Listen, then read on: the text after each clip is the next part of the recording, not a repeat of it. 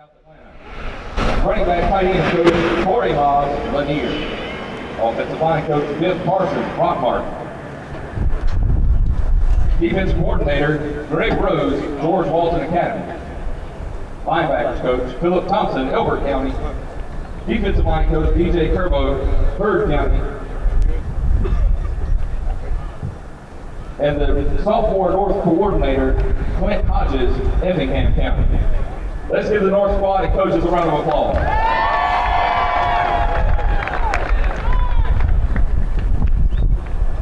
And now we'll recognize the home South squad. Starting with number 3, Derek Jackson, West Lawrence. Number 3, Devin Brown, One Ride Tie. Number 7, Gajan Edwards, Colquitt. Number 8, Wesley Steiner, Houston County High. Number 9, Kamani Vidal, Marietta. Number 12, Max Rigby, Houston County. Number 13, Mike Wright, Woodward Academy. Number 15, Austin Beaver, Lee County. Number 17, Kenneth Lockhart, Franklin Institute. Number 19, Billy Ward, Locust Road. Number 24, Josh Brown, Lowndes County. Number 25, Naquan Washington, Colquitt County. Number 26, Antonio Smith, Twiggs County. Number 33, Jeffrey Butler, Tift County. Number 34, Tyler Smith, Toombs County. Number 35, Jamarcus Johnson, Perry County. Number 37, Carter Boatwright, Colquitt County. Number 43, Sergio Allen, Peach County. Number 44, Dylan Hobbs, Thompson. Number 45, Jaheem Bell, Valdosta. Number 46, Desmond Fogle, Camden County. Number 47, Mark L. Johnson, Liberty County. Number 49, Buckley Bayans, Richmond Hill. Number 52, Connor Griffin, Houston County. Number 53, Avery Jernigan, Pierce County. Number 63, Archer Hathaway, Schley County. Number 64, Nate Howard, Mary Persons. Number 65, Colby Quinney, Savannah Christian. Number 73, Grant Conger, Thomasville. Number 74, Trey Zimmerman, Roswell. Number 85, Jordan Bennett, Pelham. Number 86, Jalen Barton, Westside Macon. Number 87, Rodney Jones, Mitchell County. Number 88, Noah Whittington, Peach County. Number 89, Markel Jones, Warner Robbins. Number 93, Andre Miller, Savannah Country Day. Number 94, Tyler Scott, Jackson. Number 95, Zykevius Walker, Schley County. Number 76, Garrett Bowman, Jones County. Number 77, Tylon Chambers, Houston County. And number 99, Jaden Hardy, Benedictine. And now for the home South coaches. Head coach, Dean Fabrizio, Lee County. Offensive coordinator, Nate Clark, Lee County. Wide receivers coach, Ashley Harden, Northeast Macon. Running back coach, Scott Brown, Macon County. Offensive line coach, Brad Harbor, Chris County. Defense coordinator, David Shores, Camden County. Linebackers coach, Brian Nelson, Mary Persons. Defensive line coach, Michael Lee, Perry. And the sophomore South coordinator for GACA, JT Pollock of Long County. Let's give this home South squad a round of applause.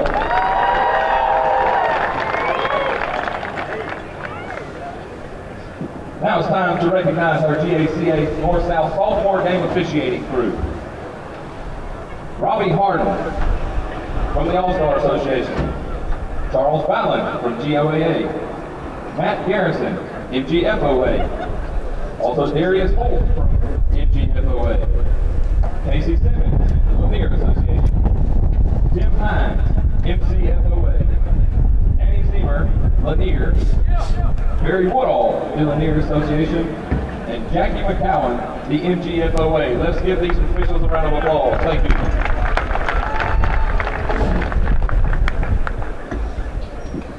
At this time, if the teams will leave the field and get ready for kickoff, it's time to play football.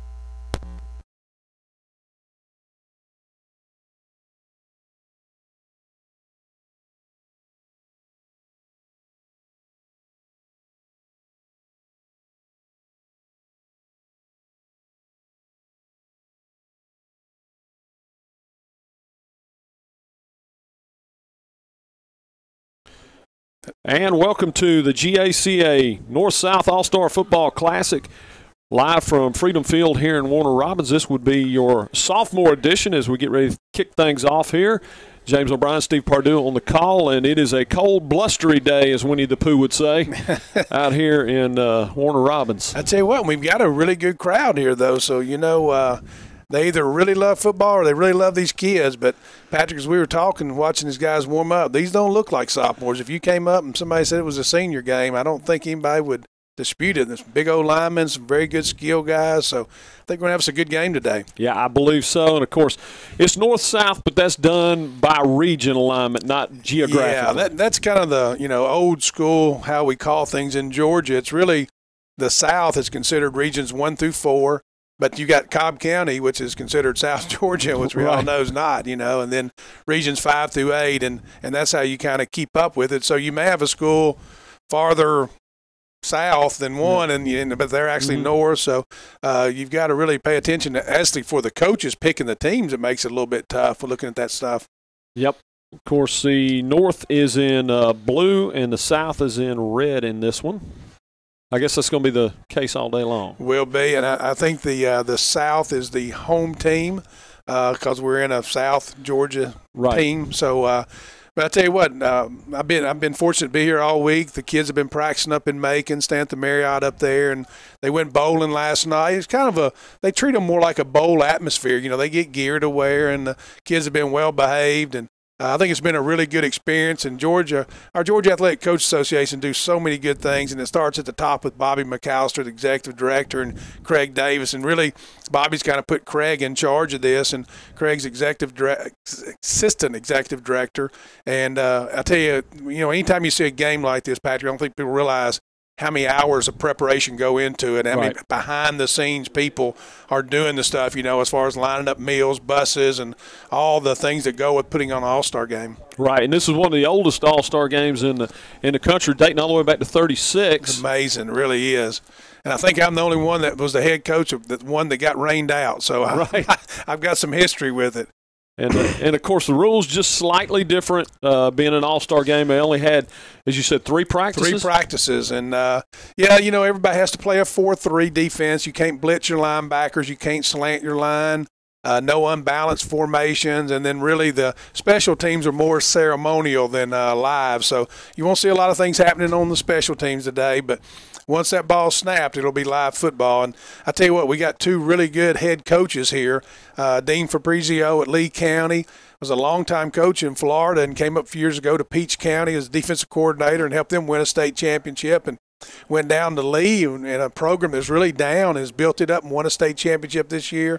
And then, of course, Tanner Glisson was at Manchester and went to Troup County, and in just a couple of short years, he's got that program very competitive. So they're both, and they've got really good staffs.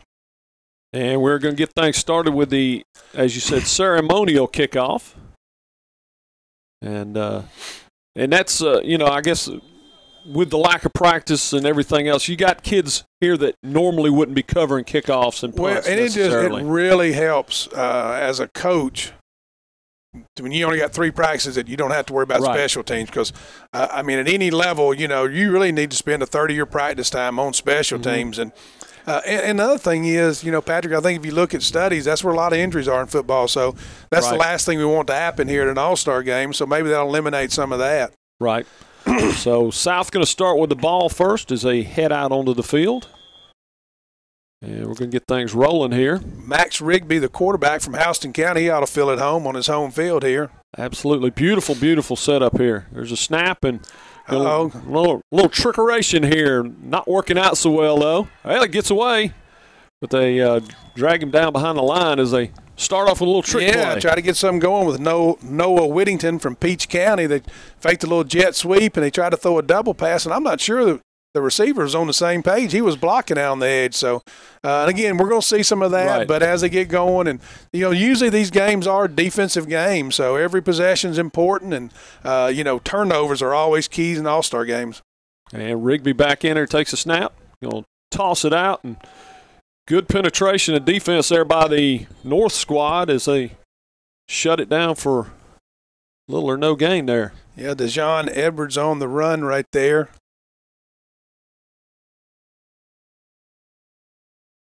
And I tell you, that North has got a big defensive line. Yeah, they do. Yeah, you would never pass that off as a group of sophomores. That looks as big as a lot of senior classes. And it's got a third down and going to drop back to pass, going to go deep. And almost intercepted there. It was almost intercepted, then almost caught. Yeah. Looked like that. I believe Kentucky fans would be familiar with something like that a few years back. You know, and again, a cold day, 3 practices. It's going to take a while to get this thing going. But, again, you've got to be happy offensively. You don't turn it over right here early. Right. And sometimes, you know, my goal is always every series I want to end with a kick. You know, so whether it's an extra point or a punt, it's okay. You know, let's just make sure the other team doesn't have the football. Well, and with the lack of practices, the defense is a lot more instinctive, and it's just a big advantage here is, like you said, the ceremonial punt here. That's a nice punt, though. That is. So basically they punt it, and wherever they down it or receive it at, that's where they're going to. Dude, that was a 45-yard punt right there, though, so he really flipped the field for him, you know. Yep, and that's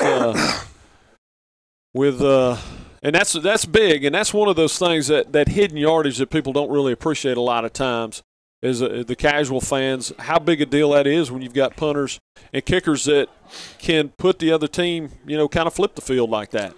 You know, and talking to the coaches last night, there's some guys out here that had big-time sophomore seasons, obviously, but there's some other guys out here that – through word of mouth from coaches are really good players, but maybe were overshadowed by some seniors. Right. But one young man is a Kobe Hudson there from Troup County at the split end, who has been a big-time player for them since a freshman. I know he has offers from everybody in the country, so I'll look for Coach Glisson, who's very familiar with him, to get him the football. Yeah, very little gain there on the first one, as we're going to have second and about 9. For the North squad. Yeah, it's amazing. They're going no huddle, calling things at the line of scrimmage, and they've only practiced 3 times. So they obviously got their stuff put in. They'll put it up and off the fingertips. That's one of those cold day. Sometimes it can be tough to make that one. They'll get going. Yeah. Elijah Gainey from Flowery Branch. That was a nice pass right there, and he could have held on. He had some room in front of him. No doubt about it, and that brings up that 3rd and long here for the South, or the North, rather. Braxton Hicks would like to have that one back. He's from Rabun County. He's used to a little cold weather up there, you know. Absolutely. Some of these guys may not be as much as him. There's a snap and trying. Intercepted, and that one may go all the way back for a touchdown. Nice job there. Yeah. That is Josh Brown from Lowndes County. Wow.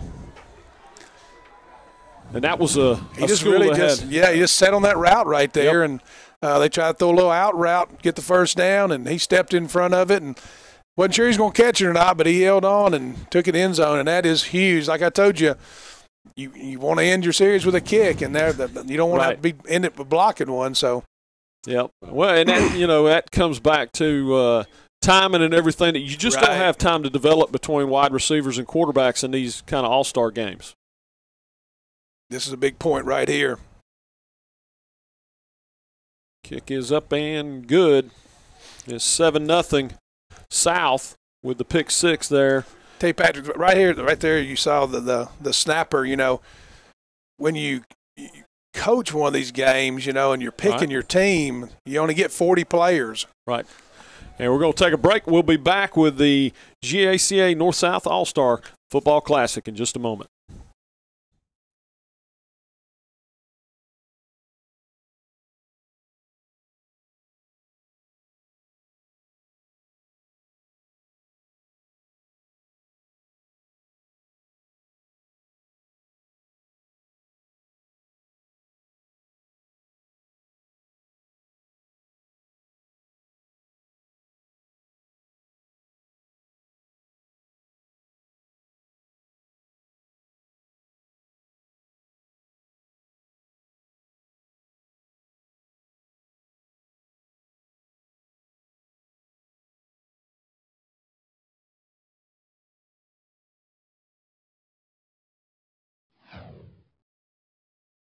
Welcome back to the GACA North-South All-Star Football Classic here. It's the sophomore edition live from Freedom Field.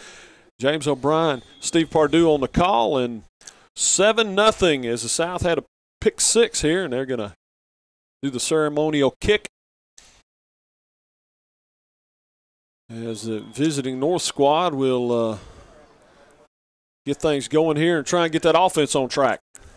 It's kind of funny. I think they just put their offense out there to be the kickoff team. A bunch of offensive linemen look kind of right. I was like, who are those guys? And you realize it's just ceremonial, so they don't have to cover the kicks, Well, and like you were saying beforehand, when you're talking about only 40 kids, that's another reason not to have the live. Exactly. I wish it'd been like that when I coached, because we had to worry about a long snapper and a holder, and if this guy done this. And, right.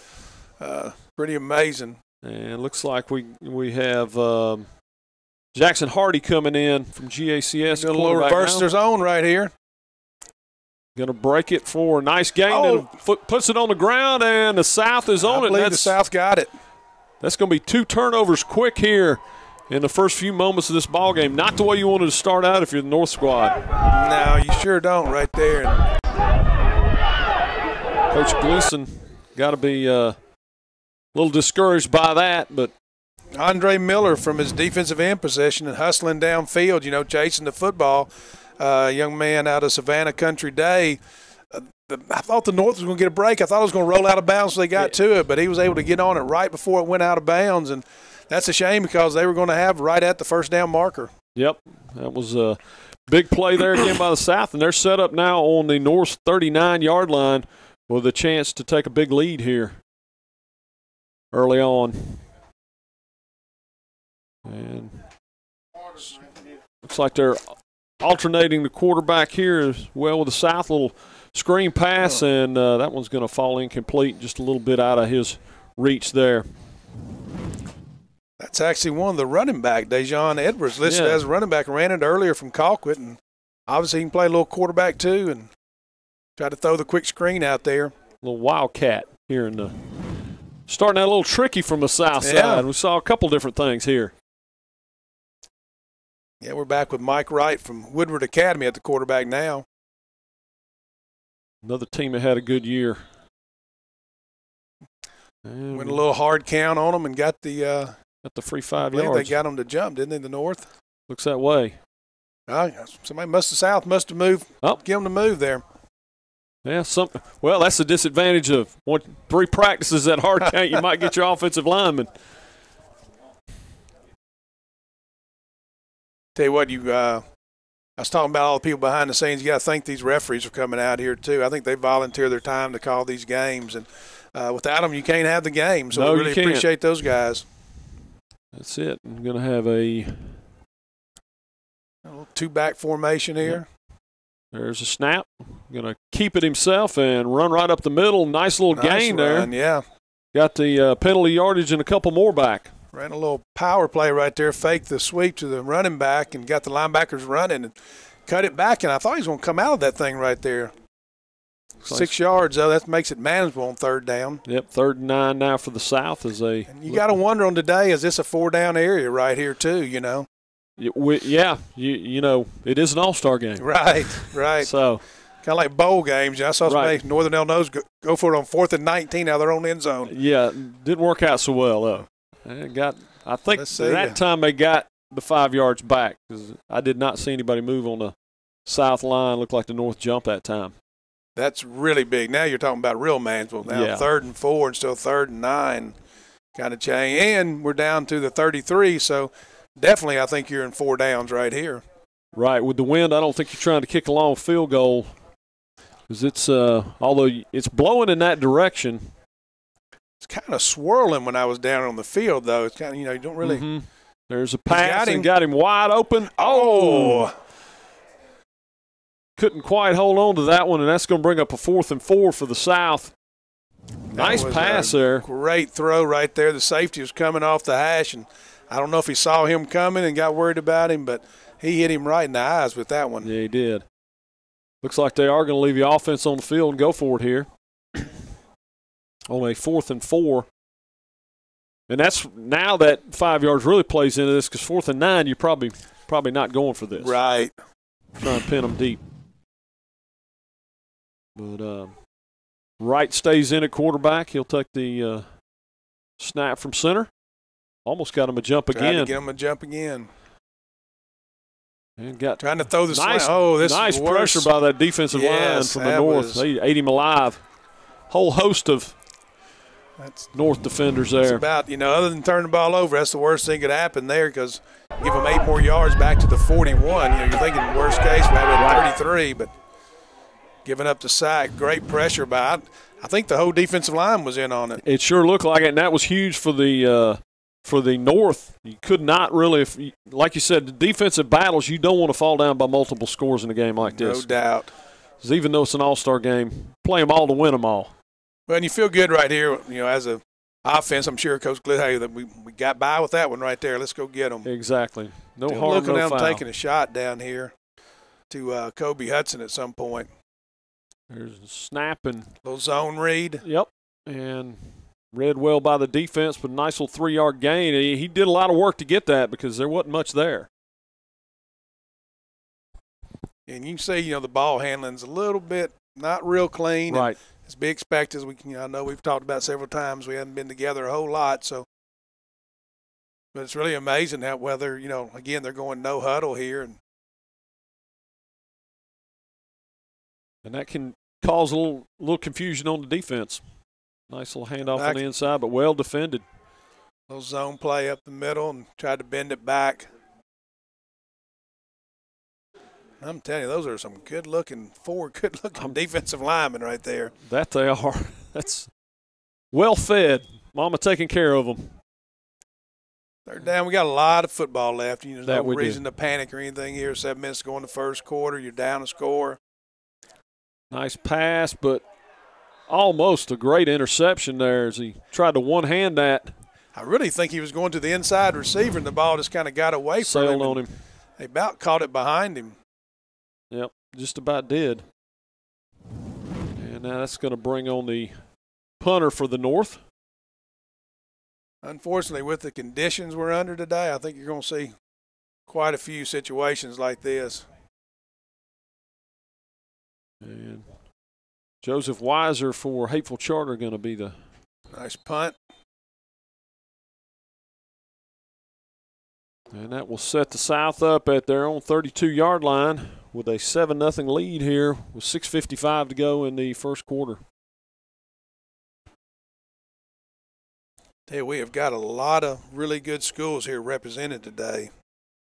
You just look down the list, the Camdens, the Mary Persons had a great year. Thomasville, Roswell's been really good lately. Warner Robbins played in the state championship game, What jumped out to me was the number of kids from right there in your neck of the woods in Troup County between Troup and Callaway. Very well represented today. Really are. There's a handoff and great defense right up the middle. That was Marquise Black from Eagles Landing Christian Academy. They're coming off 3 state championships in a row. They have been on a tremendous run there, and if he's any indication, the kind of guys they got coming, they may stay on it. I'm telling you, they may need to join the Sun Belt. They keep playing like that. Y'all went by and watched them practice spring. Do a really good job coaching. Their kids work really hard in the weight room. Been playing with the tight end a lot here. Yep, there's a handoff and a little nice stretch cut play, back. nice cut. It was a nice cut. Set up his block well right there. And that's going to make a third down and manageable here after the big defensive play. They needed that. Yeah, and that was DeJohn Edwards from Colquitt, and Coach Prost did a great job again this year. Everybody thought they were going to be down, and I think they were young and should be really good for the next couple of years. But unbelievable, because they traveled to Atlanta 6 weekends in a row. They were the 3rd seed, then the game got snowed out, so they had to come back. So they had 6 consecutive weeks they traveled. And there's a snap and a handoff right up the middle and well defended. Another turnover right there. Yep. I think the North may have got one back here. That's number 40 for the North came up with that one. Now, how much does the Weber, Forsyth Central? How much does the cold weather play into ball security in a game like this when we really haven't had a lot of it? We didn't, when you look back at the playoffs, there was not a lot of cold weekends where these kids had to play. And that's part of the problem, here in Georgia, we don't play in a lot of cold weather, you know. So obviously the teams are in the playoffs. Some years it's really cold, some years it's not. And this year it wasn't particularly that cold. The last weekend, you know, the teams had to go that extended one. So it's something you got to be very conscious of. And, you know, guys trying to make a little more yardage and Jackson play Hardy action, back in. trying to go to Kobe. Nice got him. pass. Kobe Hudson. Defender slipped down and right into the end zone they go. And it's tie ball. Well, 1 point away from a tie ball game. Nice pass there. I was waiting for him to go to him. That kid is a big-time player right there. And Jackson Hardy put it right on him. I'll be honest, I'm not sure they wouldn't have called pass interference if he hadn't caught that ball because the defender slipped and tried to grab him. But you can see how strong Kobe is and made the catch, and he knew where he was going with it. That he did. And reminder, these are just sophomores. No and doubt. That's, if you're just tuning in, that's you wouldn't know it looking at them. And they go to try and tie this thing up 7-all. There's a kick, and it is up and good. And we are tied at 7 here with 5:27 to go in the first period. We're going to take a break. We'll be back with more from the GACA North-South All-Star Football Classic at Warner Robbins in just a moment.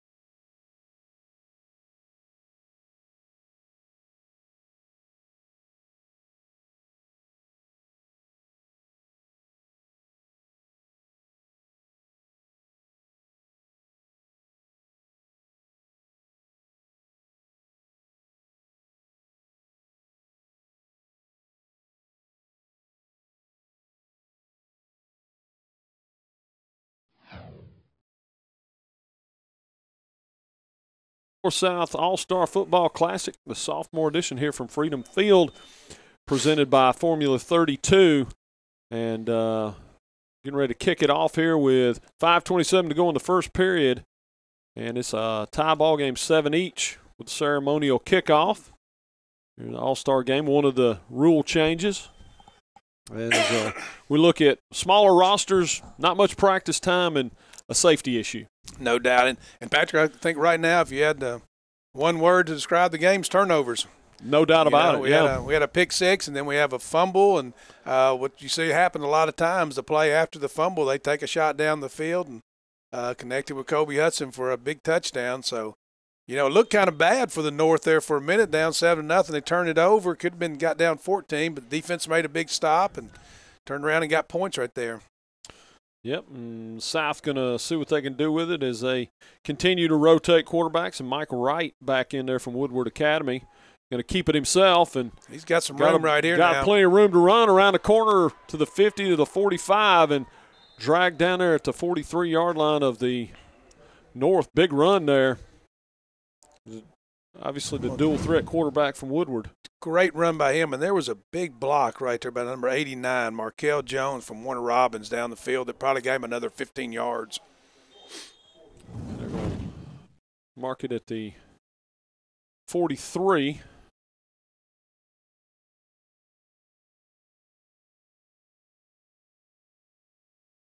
And Wright takes the snap. He's going to toss it out and got a little room to run over there, but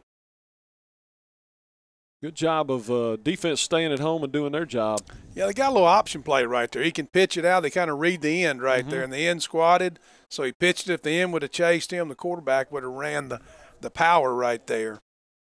And that was to Wesley Steiner out of Houston County, another one of the hometown products here. I'll tell you what, if number 13 out there from Woodward was my quarterback and just a 10th grader, I'd be having a good Christmas. No kidding. Like having a young guy like that. Very impressive. And they'll hand to the tailback. Outside zone. Good patience as he. Great run right there. You're exactly right. And that may be one of the hardest things to, that's almost an instinctual thing. You really can't teach it. you can preach it, but it's something that's got to come. And you could tell right there he was very patient. He would have jumped inside or tried to take the edge. He probably wouldn't have come up short, but he stayed behind his blocker and just rode it out and got the first down, which in this game is very big. Right. We kept talking about not much offense. Now we're starting to see it all of a sudden. Exactly. And they're getting ready to go again. Hand to Edwards. He's going to break it to the outside. Looks like he's got a little room to run over there. Lowers that shoulder. Finishes the run well. Same play the other way. I tell you, right there, Wesley Steiner, number 8, has been the lead blocker 2 plays in a row from Houston County and has done a great job. They've kind of gotten to a little rhythm right here. That they have, and which is when you're talking about 3 practices, that's the hardest thing is get these offenses to kind of gel, and they definitely seem to have it rolling right now on the south side. There's snap, hand to the tail again. Another good-looking cut inside. Nice run. Down to the 10-yard line. A little divided zone right there, and he cut it back. And, again, the fullback. I'm really impressed with number 8. And that's become almost a lost art, it seems like, at some of the higher levels. There's, maybe 20% of the schools in Division I running a offense where they even use a fullback. Right. You see more of the H-back now, the offline tight end, the guy that can be on and off. And if you find you one, you've got something today. And it looks like quarterback keeper right up the middle. And breaks a tackle down to the 6-yard line. Again, got the end to step out. And I tell you what, they're in a good rhythm right now. Very impressive drive. Cold, crisp day here in central Georgia, Freedom Field down here. I guess this is the campus of Houston County. It is. It's kind of you see it's one end zone, it's Bears, and one it's Warhawks, and the handoff again. Nice cutback. Nice run right there. Way to drop the shoulder and finish the run too. Oh, very impressive. I know Coach Prost has got to be excited about him. Yeah, Dejon Edwards. Yeah. And he did the majority of the work there.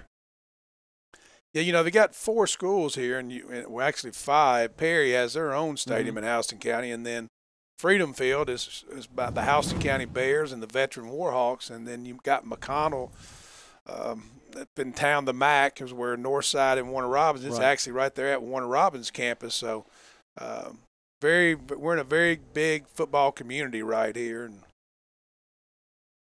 there's a snap. The kick is up and good, and that's 14-7 now. The South takes the lead here with 1:31 to go in the first quarter. We're going to take a break from Freedom Field. We'll be back in a moment with more.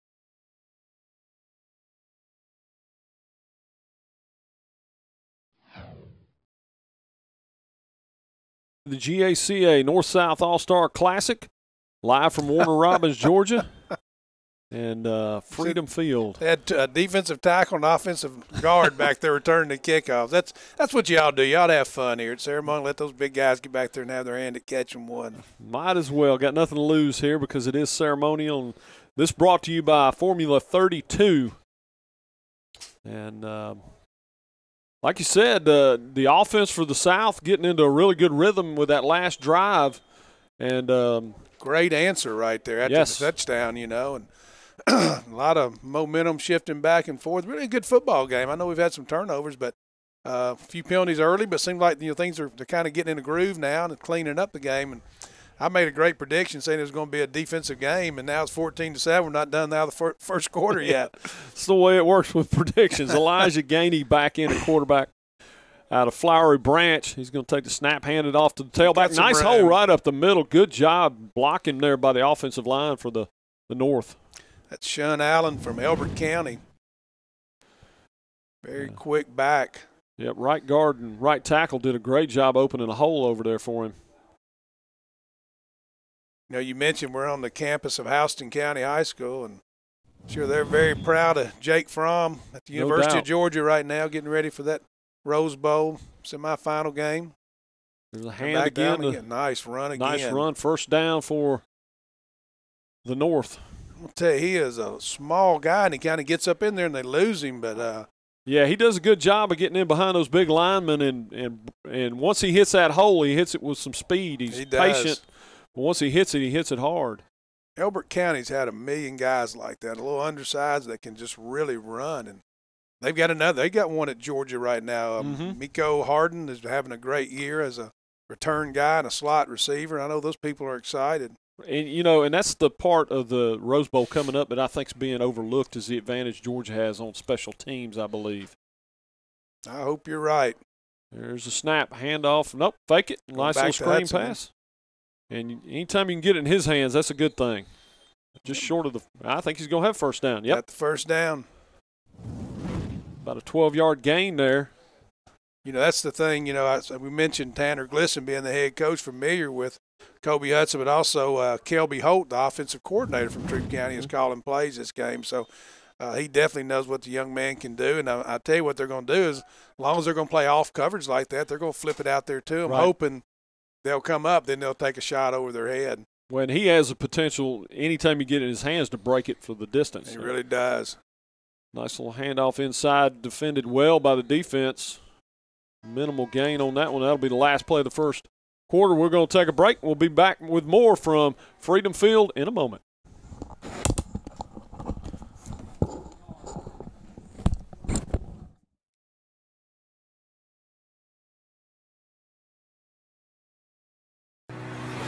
Here at the Vereen Center, we have a dedicated team of physical therapists, occupational therapists, and athletic trainers in the clinic and out on the fields, serving approximately 3,000 athletes, evaluated 3,583 injuries, getting athletes back in the game.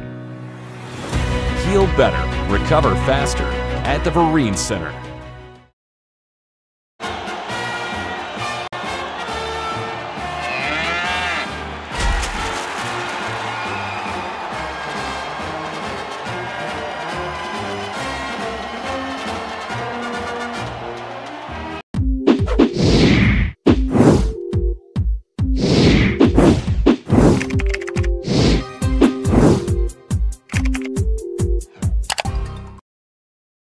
And welcome back to the GACA North-South All-Star Football Classic presented by Formula 32, live from Freedom Field. James O'Brien, Steve Pardue on the call. Nice pass to the outside and hit a wide-open receiver down around the 30-yard line. He tacks on about 5 more. Nice gain for the North as they try and answer. And my world, we call that a little sneaker. A lot of people call it a fox. What they did was they came back and faked the quick screen they had thrown to Kobe Hudson a while ago, and 81, who had blocked the safety earlier, he just went, faked the block, and came off, and really well executed. Yeah, Nicky Damalian out of North Forsyth on the reception. That's a tough play on the defense right there. There's a snap, looking to put it in the air again. Right back to Damalian. Breaks the tackle, and he may get that one in. He did. Touchdown. Great play. And got the South doing it on the ground and North doing it through the air. Yeah, ran a little post out, and the quarterback read it and got him the ball, and then he did it all on his own at the end, getting it in the end zone. Very impressive by Nicky Damalian from North Forsyth right there. And they will try and tie it up here with the extra point from Harlan Brown out of Winder Barrow. There's a snap. The kick is up and good. And we got a tie ball game again with 11:25 to go here in the second period. I'm going to tell you, guys like Nicky right there are what people are really looking for now. He looks like he's big enough. He could be a tight end, but he's athletic enough to flex. It's kind of, what the Patriots do with Gronkowski. And that's another thing Georgia's going to have to deal with. I don't know his name, but number 81 he's very, very Oklahoma good. is a really good player. They do that with him. He's athletic enough to flex out, so you've got to cover him. With a DB, but he's so big it becomes almost basketball sometimes. You box out and, get their body in front of you. Yep, and that's one of the things that you saw Georgia go to a little bit more, starting to use their big tight end a little bit in the SEC championship game. And that's, but that a lot to deal with on that offense for Oklahoma. I think those are going to be a couple of fantastic ball games on New Year's Day. Starting to see those guys, play football, playing football. I remember several years ago they said, what's happened to the tight ends? And somebody said, I went to an NBA game, I found them. They're all playing basketball. They're 6'6" and athletic and run. But we got a bunch of them playing football again now. Yep, it's funny how things go in cycles. There's the kickoff and going to roll to a stop as, of course, this being an all-star game, kickoffs are not live. And they start everything from midfield, from the center of the field, not going to the hash marks. Can't have an unbalanced line, and can't blitz your linebackers. Can't blitz. You're not supposed to slant, and everybody will be complaining that the other team's doing it. And You're not letting us do it. But it's, we always said one thing about coaching an all-star game, after the game, you're fired. Exactly. Win or lose, it doesn't matter. You're done. So exactly. You can take a few chances, have a little fun. And there's a snap. They're going to go to the air. Nice little screen pass. Good patience kicking it back out to the outside. Looked like it was well defended, but we're seeing some athleticism take off here now. And that will be enough for another first down. That was Jalen Barden from Westside Macon, right up the road. It really is a fun week. These kids, they eat every meal together, all 6 teams, and the coaches hang out. But I tell you, once that whistle blows, everybody wants to win. Right. I'd give them the jump there. And Rigby takes the snap, go right back to that screen pass. Nice blocking by. Really good perimeter blocking right there, number 40. Must not be. I don't have a 40 on my list, so.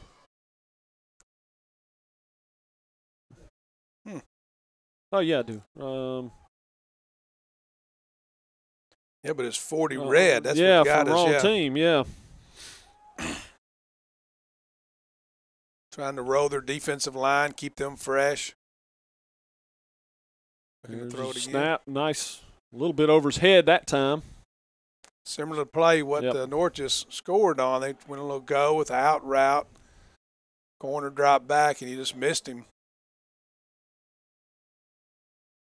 You're going to have some of that in these all-star games. When you're talking 3 practices, you just don't have the time to build a rapport sometimes with the receivers and communication. And you never know in that situation whether it's a receiver or the quarterback. One of those practices was under tough conditions yesterday morning. It had quit raining. They were kind of trying to decide whether to go in or out, and they went ahead and practiced. But it was really damp, Right. Tried to hit the tight end over the middle right there, and great job by the linebacker playing that. 4th down, big stop right there for the North. Yep. And it looks like they will punt it away here from our own 45-yard line. This is the first time the North's had the ball on offense in a tie ball game since we kicked it off.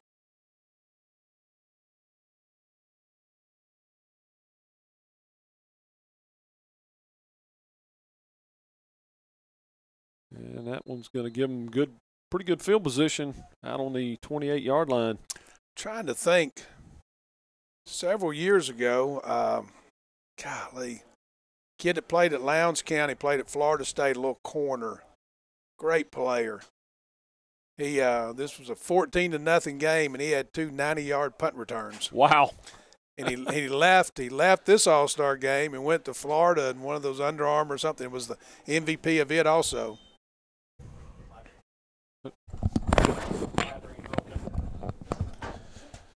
All right, as we get our ducks in a row here, Formula 32 is the only protein shake in the world specifically formulated for high school football players. In mid 32 grams of protein from New Zealand-raised grass-fed cows, 19 vitamins, and only 6 grams of sugar. All for $1 shake. Contact Derek Huggins at derek@formula32.com to get started today. Let Formula 32 help you take your program to the next level. Got Jackson Hardy in from GAC, been in Atlanta, Greater Atlanta Christian at quarterback. Yeah, he had that big first touchdown pass to get the scoring started for the North squad. Come back with 2 runs in a row, and the South stopped it up in the middle right there. Yeah, they have not had a lot of success on the ground early on here as a North squad. They've been very good through the air, and they're going to need to go back to it here as they're looking at a 3rd and long, 3rd and 9 from their own 29-yard line.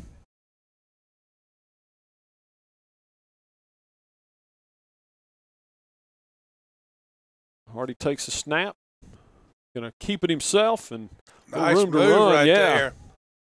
Great effort right there. I believe he got enough for the first down. He did by just a little bit. He knew where the marker was and stuck his nose in there and got it. I tell you, gave a little shoulder fake in and came out, and that was a difference in having a tough Coach Glisson had to make a decision on 4th down or, right.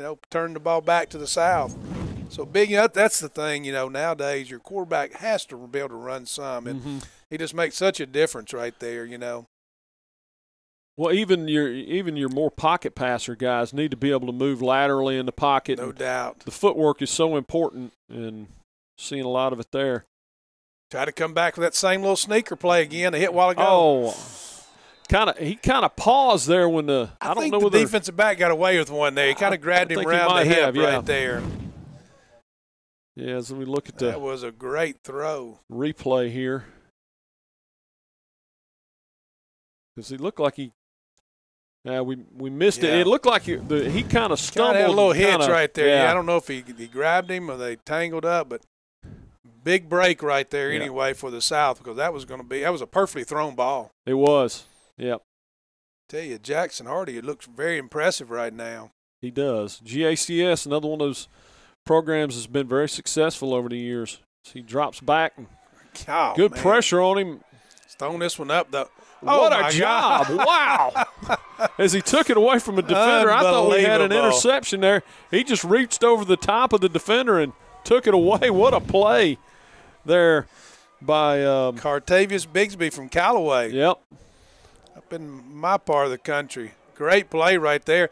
For all intentional purposes, it should have been an interception. It should have been. He jumped over, took the ball away, and lucky for Jackson, that'll be a long completion though in the stats. Yeah, he reached right over the top of Butler and just took it away. They've had 2 back-breaking plays for the South here. The scramble on 3rd down, and of course that one. Here's a nice run. Nice little inside handoff, and Bryant Barnett from Clark Central. I think that's the first time we've called his name, and he just about broke that tackle right there. He did. Yeah, nice little 3-yard gain and about 2.5 maybe on that. That's one of those you got to stick with that run enough to keep that defense honest, even when you're being this successful through the air.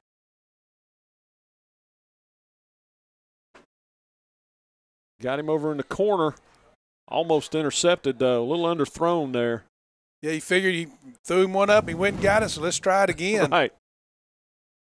I really like the presence of that quarterback, how he carries himself. And, again, you got to keep in mind, these are 10th graders. These guys still got 2 more years of high school football in front of them. So, very impressive showing right now.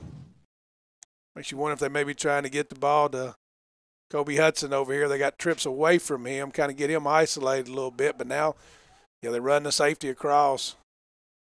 And there's a pass into the end zone for the touchdown, and the North has their first lead of the ball game as he just ran right through the defense there. Yeah, Dylan Wright from Ringgold He's used to a little cold weather. Yes, definitely is. You know, Pat, how big of a deal is this for these kids right now? Playing an all-star game, you just throw a touchdown, you catch a touchdown. You know, it's a very exciting time they're making. Going to have to get a holder out there. We're not going to be able to kick the extra point, though. Yeah, that is required. Of course, they cannot rush the extra points. And that one off the upright and no good. Got in. It got in. Yep. Wow. Yeah, I think it had to throw him off a little bit, not having his holder out there. Yeah, like I said, it's going to be a defensive game. It's 21-14 now. Yep, and of course, this is, as you said, the sophomore game. We got the juniors kick off at 3 o'clock, and then the seniors will go at it tonight at 7 o'clock. But, I don't know what's more impressive, the play of the quarterbacks in this or the size of the two lines, both defensive and offensive on both sides of this I tell you, thing. the Norris receiving core, too, I think, very has been good. very impressive right now. Yeah, because not the easiest conditions to catch a ball in. We keep talking about that, but once you get playing, if you're actually playing, it's not that cold out there, Sitting out in the stands, I think those people probably disagree with me, and thankfully I asked Greg Davis, who asked me to do this game, I said, I got one question. Is that press box heated? And thank goodness it is here at Freedom Field. Absolutely. There's a kickoff, and then, too, you've got a little bit of, it's a little recessed, so probably down on the turf itself, maybe not quite as much wind. And like you said, it's better than playing in a 95-degree day where they started the season out. And get things going here again with 7:11 to go here in the second period. 21-14 North. South trailing for the first time in the ball game. In the South working out a lot of two-back formations. There's a snap, a little toss. That little sweep option that again. Great play by the North. North seems like they've kind of turned the tide right now. Yeah, they seem to have a little bit. Momentum. As Dejon Edwards, nowhere to go on that one. And another thing, Pat, I just realized, you can see they're putting the ball in the middle of the field every time. Right. That helps you with your alignments and all the things you're doing, your splits with the receivers. The little things a lot of people don't realize that go on football, that makes it a lot easier for both sides of the ball. Right, takes a snap, turns and hands the tailback, and this time he's going to have a little room right off between the tackle and the guard there.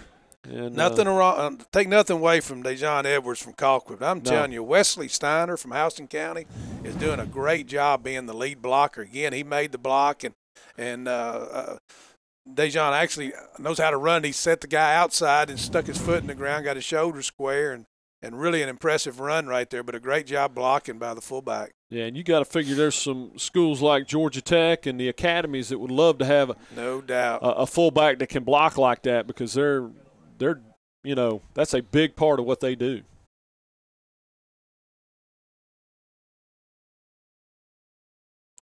Almost got them to jump again. Yeah, it looks like they're going to get the flag on that one. They had. If people watching, they're used to watching college football. In college football, that's not a penalty right there. The ball has to be snapped while you're in the neutral zone. If you don't touch anybody, you can get back. Right. Where in high school football, you break that neutral zone, that's a penalty right there. And that puts the South in good position as they get close to midfield. There's a snap to right, nice little screen pass. Screen. Great play by that wow. corner. What a job of defeating the block out there by the cornerback. That was impressive right there. That it was, and that was Brian Branch out of Sandy Creek. He not only defeated the block, he made the tackle also. You're really trying just to make sure you turn that thing back into the safety at the corner position, but he did one better than that. Very impressive play right there. That's a play you've got to be able to stop, or people are going to keep throwing at you. It's a little confusion right now on the defense. Right, and snap a little bit high. He handles it, turns and hands it to the tailback. I didn't. Got a new tailback in there. In the game. Number 9. Looks like. Yep, number 9. Kimani Vidal from Marietta. Yep. Team who had a great year this year. Marietta was been down a little bit, and they had a really good year this year. Got into the 5 seed that in right. 7A and made a lot of noise. Tripped up man. in the backfield. Looked like they had a little room out there on the outside too. Little outside zone they've been running. Quarterback and the running back. And again, that's the thing, Bill, think so easy. But, all year you practice that ball handling every day at practice, so things like that don't happen in the game. And getting that timing down, and you just can't really do it in 3 practices, and that's going to make it a 2nd and 13 for the South squad. A little movement there by the offense. Yeah, just raised up a little bit. Tough deal here, 2nd and 18. When you see that a lot of times, even with during the regular season in high school and college, when you have a new quarterback come in, you're not used to hearing that voice and their cadence, and that's multiplied in a game like this. Exactly. Right, takes a snap, going to fake the handoff. A little boot action. Nice little pass out into the flat. Ooh, he got. That's that kid from Callaway that was playing offense the last series comes up from the corner, and I'm going to tell you, he brought it right there now. Yes, he definitely did. Cartavius Bigsby, he's making his name for himself today. Yep. Had a big catch last series on offense, flipped around. Now he's playing safety, and I'm going to tell you what, I'm impressed with him. Yep, and they're doing a great job up there with that Callaway program as well. They have. Coach Wiggins be coaching in the game today. Later be the head coach of the senior game, and very impressive run they've been on of 10-win seasons, and they're flirting with that state championship, and I think if they ever get one, you better watch out. Wide open. Yep. Oh, I don't think him out of bounds. Couldn't keep his right. Did a great job of getting rid of that thing in a lot of traffic, but couldn't really set his feet and let it sail on him. Had a lot of pressure. He stepped up in the pocket, but he got hit right when he threw it. But somebody lost him right there in the back end. I'm not sure what happened. I didn't see it, but that's a play they would love to have back right there. No doubt about that. And it's going to bring up a 4th down. They're going to punt it away and try and pin them deep. Trailing by 7 here.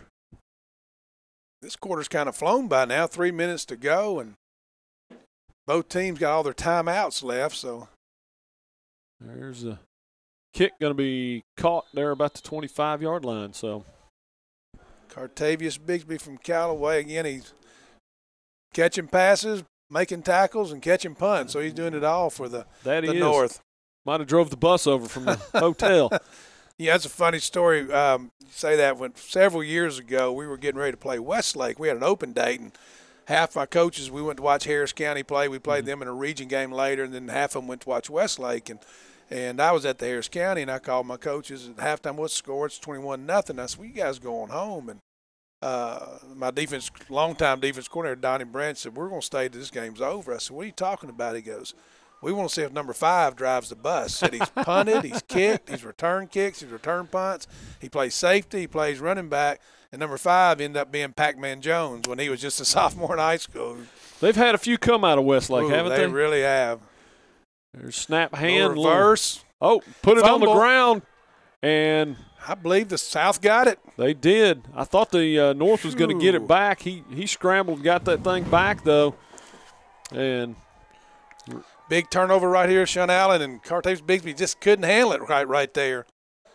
Like he may have had his eyes down the field. Right. And big boy. Yeah, big recovery by Zarcavius Walker out of Schley County. Sly County. It used to be Tri-County. It used to be 3 schools, and they broke up, and Sly County now, and they've gotten a pretty good football program down there.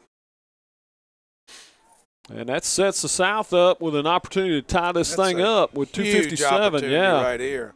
And that's the 3rd turnover of the day by the North squad. And they were able to get a timeout here by the North. Probably a good call right here. Kind of regroup your defense and settle them down because. Yep, and we want to talk about the purpose of the Georgia Coaches Association is to provide a means by which coaches in Georgia may improve their skills and techniques in working with the youth of the state, dedicating themselves to the highest ideals of competitive interscholastic athletics. To join the GACA today, please visit the GACA website at georgiacoaches.com. And speaking of that, that's one of the, I heard an interview with Urban Meyer, and they were asking him about recruiting the state of Georgia and what was the difference in the state of Georgia. Because when you look at it, percentage of kids that go on to play college football from the state of Georgia, probably higher than anywhere else in the country. And he basically said it came down to coaching. Yeah, there is. There's tremendous coaches in the state of Georgia. And when I say that, everybody assumes you're talking about the head coach, but I'm talking about staffs. Right. There's guys that could be head coaches other places. I was so blessed at LaGrange High School, my 17 years there, I had the same coordinators all 17 years, both sides of the ball. I had 4 or 5 guys that could have been head coaches. They just, for whatever reason, enjoyed it. And there's the little Wildcat right here. And he's going to keep it. And almost broke it in. They tripped him up about the 10-yard line. He took it down for about 7 more. Dejon Edwards from Colquitt County, and up front, they're doing a great job up there. That they are. It's been a contrast because the South's really done it on the ground. North's done it through the air. South looking at it. They're going to stay in the Wildcat. Going to keep it again and great second tackle, effort right there. Yep. And a little excitement about having him in the backfield for a couple more years. Right. Again, we're looking 21-0, 21-14. The North maybe have a chance to go down and score, go up 2 scores and a turnover, and here we are. Yep. Got a chance to tie it right before the half. Of course, 2:33. Who knows what's going to happen? Time. Yeah. Exactly. So looks like they're going for 2 here. Looks like they're going. Well, it is an all-star game. It's an all-star, and this won't be ceremonial. No. So we got a little discussion going on. Making sure everybody's on the same page.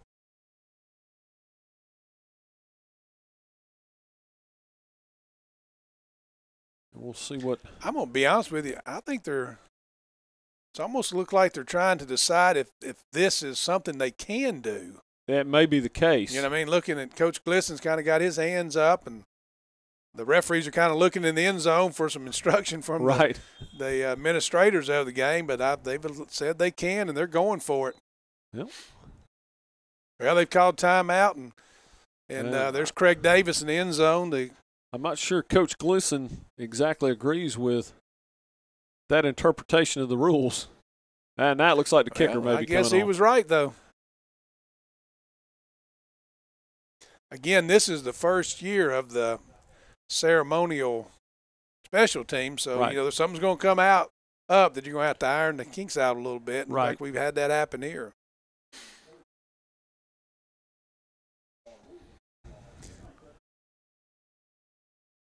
Now they're giving they're giving the explanation over the PA that you cannot go for 2, so.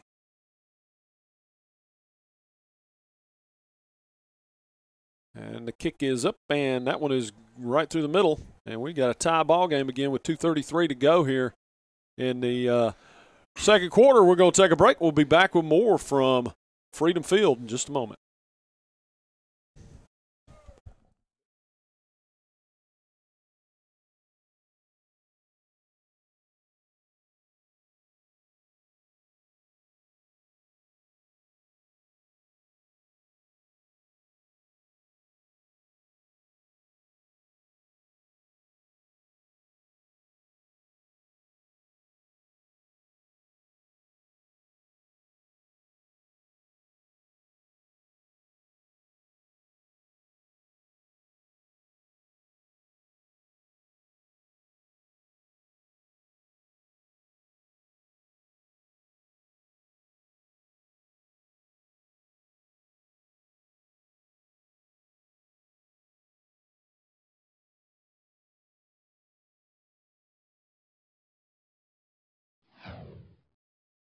To the GACA North-South All-Star Football Classic, brought to you by Formula 32.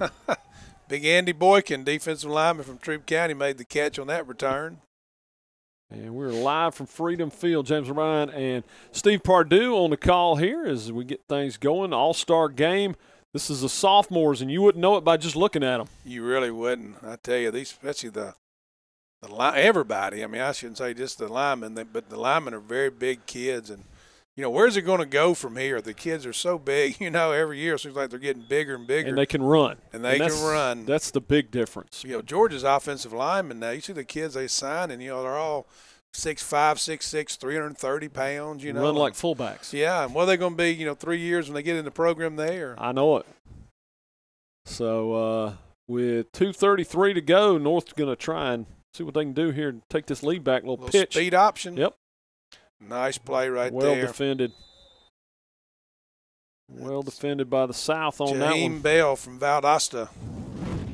Valdosta had a little tough year after coming off a state championship, but they're in a very tough region, you know. That just shows you the difference every year. You got to be ready. You know, Jake Fromm's Houston County team didn't make the playoffs in that region last year, so kind of like the SEC of that class. It really is. It really is. There's a snap and a handoff right up the middle, and nice job by the defense there. One-handed, just kind of reached out there and dragged him down. It was a nice tackle right there because he was cutting that thing back. It looked like he had something. Right, and I couldn't catch the number. Looks like number 3. Number 3, yeah. That was Derek Jackson from West Lawrence. We got 2 number 3s. Derek made a really – I tell you what, number 4, O'Brien Barnett, he's had a couple of runs that they barely caught him, you know. Right. I think if he ever breaks one, gets the line, he may do some damage. Yeah, hadn't been able to really get it rolling. You know, James, back to the GACA and the coaches in the state, like I said, it's not just the head coaches, all the great assistants that are here. And then, you know, it's not just football. I mean, we've got great basketball coaches, baseball. You know, you're down there in the Coweta County. We were talking about I'd been at East Coweta. Franklin Deloach, you know, they won the state championship in girls softball, and they in one poll were named national champs. So the kids in Georgia are very fortunate, and that's one thing that Coach McAllister, Bobby McAllister, the executive director, is trying to make sure, because, you know, there was a time when our association was looked at as almost a football coaches association. So we do all-stars in all sports, and some of the ones we haven't been, we're trying to expand into tennis and golf and be a part of every sport. And it's such a great service that the association does for our coaches because, you know, it's not a union, but it's a voice we have, you know. And then one of the things is they offer, with your membership, you get $1 million liability insurance. So for $50, that's worth it, you know. No and kidding. then so they do so many things. And looking at those member benefits, $1 million of liability insurance, recognition from region championships and milestone awards, liability insurance that travels with you to camps and practices, admission and participation in all GACA All-Star events, free registration for GACA summer clinics, access to post-job listings and job openings on the GACA website. So they're bringing you a lot for not a lot of money. It really is. And we look to get things rolling here with 1:50 to go. Big third down here for the North squad.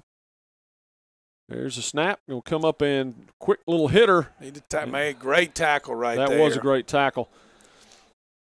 He was real close to having it and then turned to try and get there, and I think he's going to be about a yard and a half short. That was Josh Brown, the young man from Lowndes County who had the pick 6, which seems like a long time ago. Yeah, it does. So that's been 2 big plays for him, and you see a timeout here stopping the clock, the South, and hope to get the punt off here. Yeah. You got to figure they're going to punt it, but they've got some time left. Yeah, they do with 1:42 to go. They didn't use up much of the clock there, and, you know, you would think with two of the South scores have come off of turnovers, the one to pick 6 and then the short field there. But the offense, when it has looked really good at times with the South, that second drive they had where they scored the second touchdown, I mean, they look like a well-oiled machine going down the field. And I think you said it best. You know, the North's kind of been throwing it around, and the South's been running it. So they're kind of 2 different ways. But it looks like they may go for it right here. Oh, they're going to try to make them jump off sides again. Again, Coach Glisson knows, regardless, he's fired after this game, so he might as well take a chance. He's going to put it in Jackson Hardy's hands here. They are going to snap it and hand it to the inside. And I believe he got enough. Oh, I tell you Young what. man out of Troop High School, looked like. Yeah, you're dating yourself a little bit. That's the old Troop helmet. Oh, is that the old Troop helmet? I thought the same thing when I saw it. That is Malachi Webb, Dade County. Dade County. Those Michigan-looking helmets. Yep, I thought the exact same thing earlier, and I was like, oh, that's the old. Exactly that's what right. They used to look gone like. With the T on the side. They got the T now. on the side. I thought the same thing earlier. I almost said something. Big run, though, by Malachi right there, and gutsy call. Yep, Hardy going to hand it to Malachi again. He's going to take it to the inside, break it off, and looks like the North would be satisfied with getting in the locker room right now. Looks like they're just trying to run this thing out.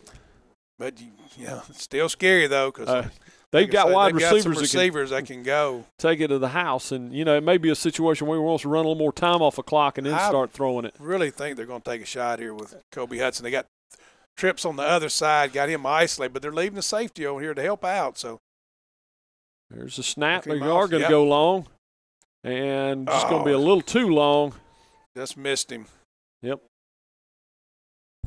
And that'll bring up a 3rd and 8 with 47 seconds. And maybe that was what Coach Glisson was trying to do, just run a little bit of time off the clock before they took those shots. Yeah, may take another one here. Thinking, hey, they're not going to do anything. I tell you, I saw Troop play a couple times, and we'll see the quarterback later today in the senior game, Montez Crow, who threw for a bunch of yards, and they hit on a bunch of plays like that. And then they've got another receiver, Jamari Thrasher, we'll see in the junior game. So you'll see why they were so high-powered on offense with the guys in every game. And we'll see, got a discussion going on there. Hardy off to the side, having a discussion with his wide receivers. I think they probably may come back this other side now because they're trying to help out with two guys over here. Got a guy wide open down the middle. Nice job stepping up.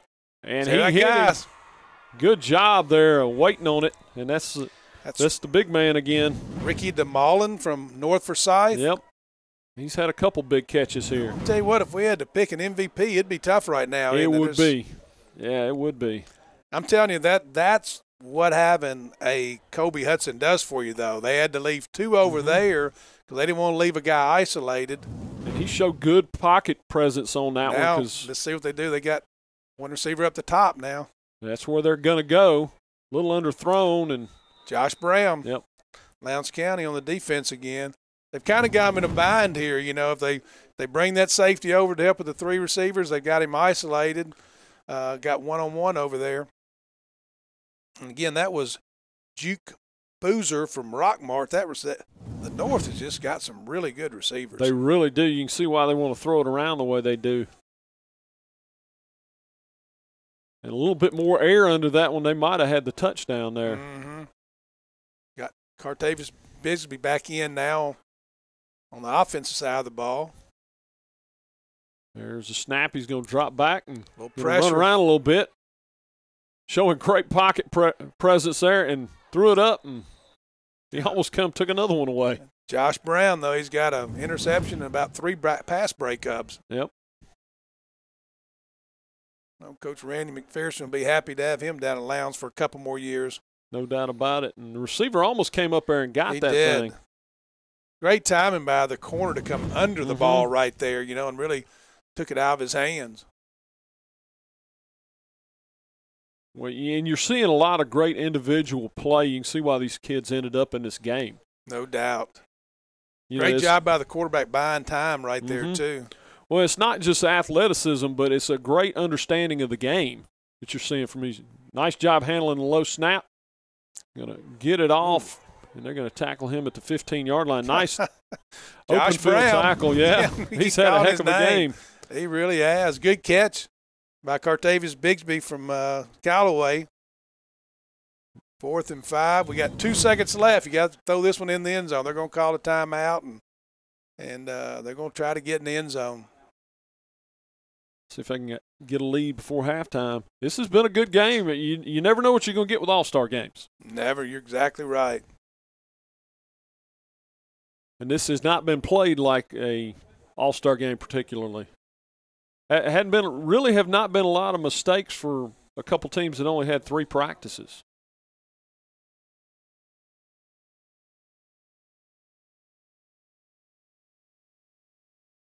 Like they're going to kick a field goal. Yep, looks like it. And get points. And that's going to bring on Harlan Brown. Like you say, the wind is behind him a little bit right to left, but at his back. I like the decision right here. I do too. Yep.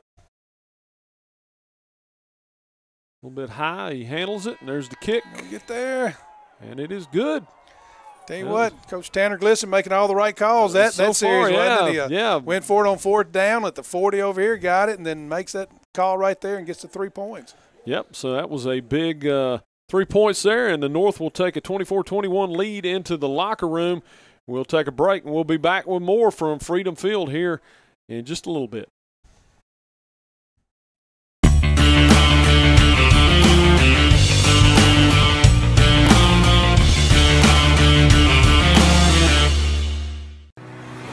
Here at the Vereen Center, we have a dedicated team of physical therapists, occupational therapists, and athletic trainers in the clinic and out on the fields, serving approximately 3,000 athletes, evaluated 3,583 injuries, getting athletes back in the game. Heal better, recover faster at the Vereen Center.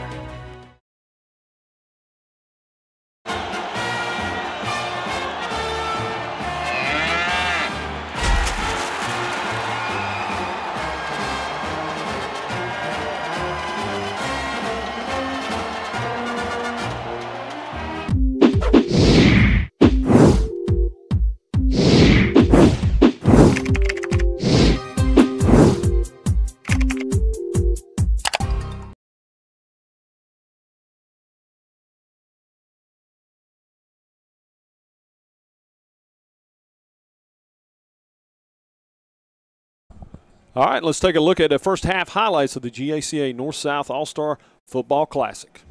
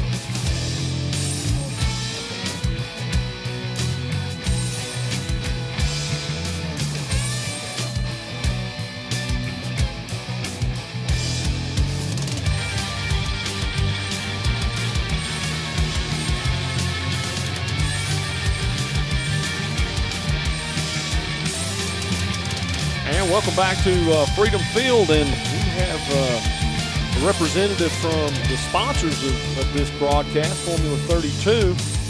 Derek Huggins, we want to welcome you in and tell us a little bit about Formula 32.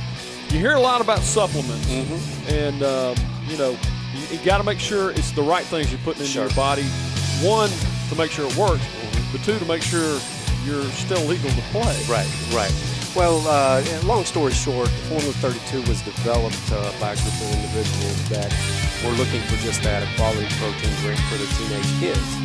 And I guess they had a difficult time trying to find that, so they went out and developed it themselves, went through a company called Virginia Dare to develop the formula, and then kind of tweaked it themselves. It's manufactured in Tallapoosa, Georgia. And we bring our protein in from New Zealand. It's a grass-fed protein. It's GMO-free. We've been tested for all the banned substances, and we're free from those. And right now we're in about 150 high schools. We're in South Carolina. We're primarily in Georgia, but we have South Carolina, Alabama, Tennessee, some. So we're just kind of looking to get our name out there and expand. And you know, the big thing is nutrition, as you mentioned, has become a big part of today's training for athletes. Used to kind of be an afterthought, but today it's much a forefront of things. So what we've done is we've developed a very price-driven formula for these kids that we can sell to the high schools for less than $1 a serving. And that's what really surprised me when I was looking at your literature, is the fact that, you know, when you think of these supplements, a lot of times they're so expensive that, you know, the average kid's not going to be able to afford to be on them. Right. And, you know, that's how we end up with 300-pound linemen that can run like fullbacks. That's right. Because of these kind of programs. That's right. Well, and the reality of it is today, a lot of kids with schedules and everything, you know, when they go home, they're not getting the right things they need. They're eating out of a box or whatever, fast food, so we're not getting the protein that they need. Your body's going to, when it's at rest, is going to rebuild. And athletes are continuously tearing their bodies down, and they need that rest. They need that protein to be able to recover from. So, like I said, we've developed that, and we've had very good success with it. We're in a number of high schools, number of high-profile high schools, and you know, it's very, very cost-effective for high schools. So, for any coaches out there that are looking for any more information, you know, you can go to our website, formula32.com, and you can give us a call. We can send you anything. We can send samples. We can do a number of different things. Well, and the great part is right here, local to Georgia. Everybody always talking about buying local. Well, you can help your team out and support the economy right here in Georgia. That's right. That's right. So we're born and bred here in Georgia, and manufacture it here, and easy to get to. It's easy to set up, and you know, we do what we can to make it easy for you. Well, and I think, you know, people think about football, but this is across all sports. It is, absolutely. Well, and we've seen what we see a lot of times is a lot of our coaches will work with other programs to kind of offset the costs, upfront costs. So you might have your basketball team, your baseball team, even girls are starting to get into it now. So there's a number of ways you can offset that. So, so bringing the whole program in. Bringing the whole program, absolutely. Well, thank you so much for joining us for a couple minutes, and thank you so very much for being the sponsor of the broadcast. All those people at home enjoying it and staying warm wouldn't be able to do so. That's right. Well, it's a great event. We appreciate the opportunity, and some good kids out here for sure. Well, we'll take a break. We'll be back with more from right here at Freedom Field in just a moment.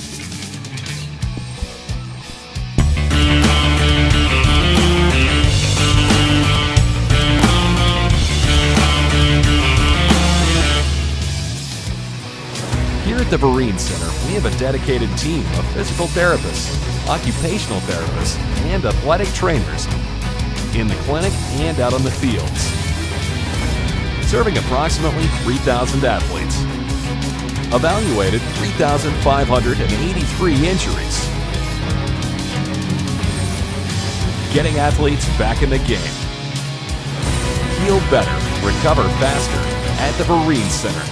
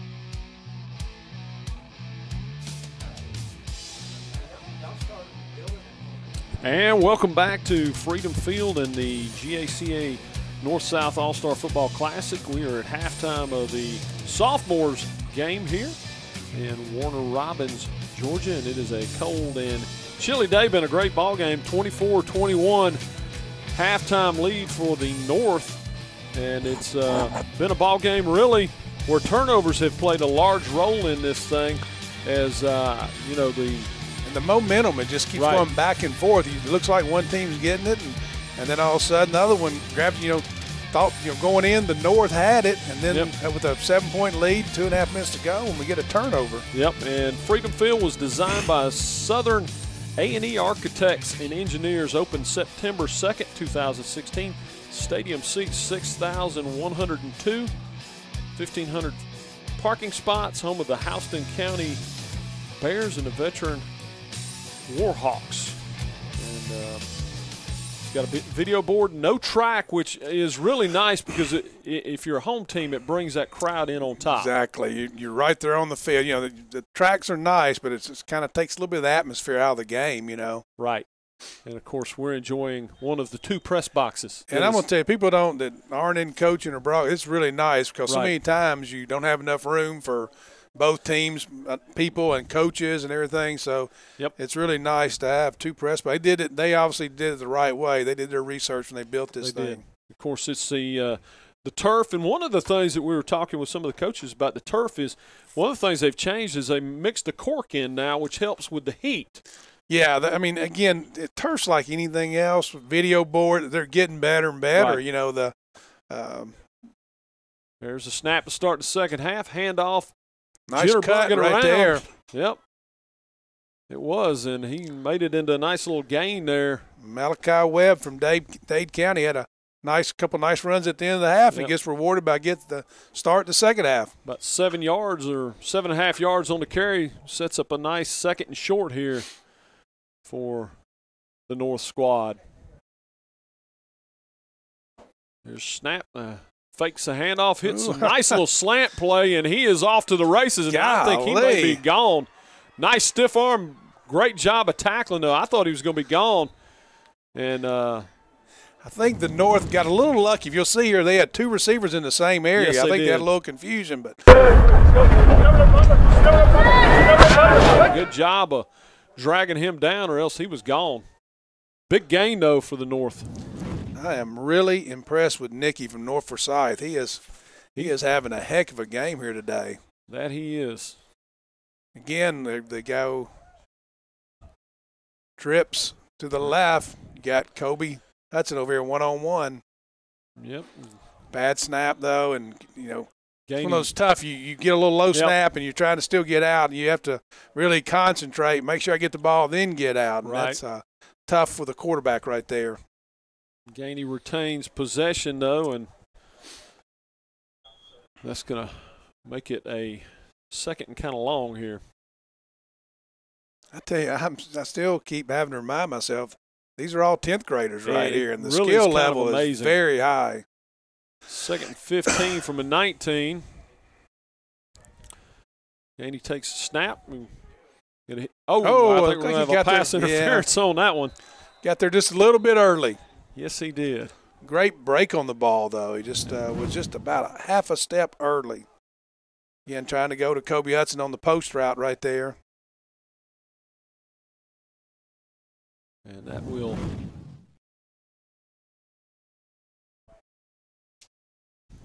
set him up with a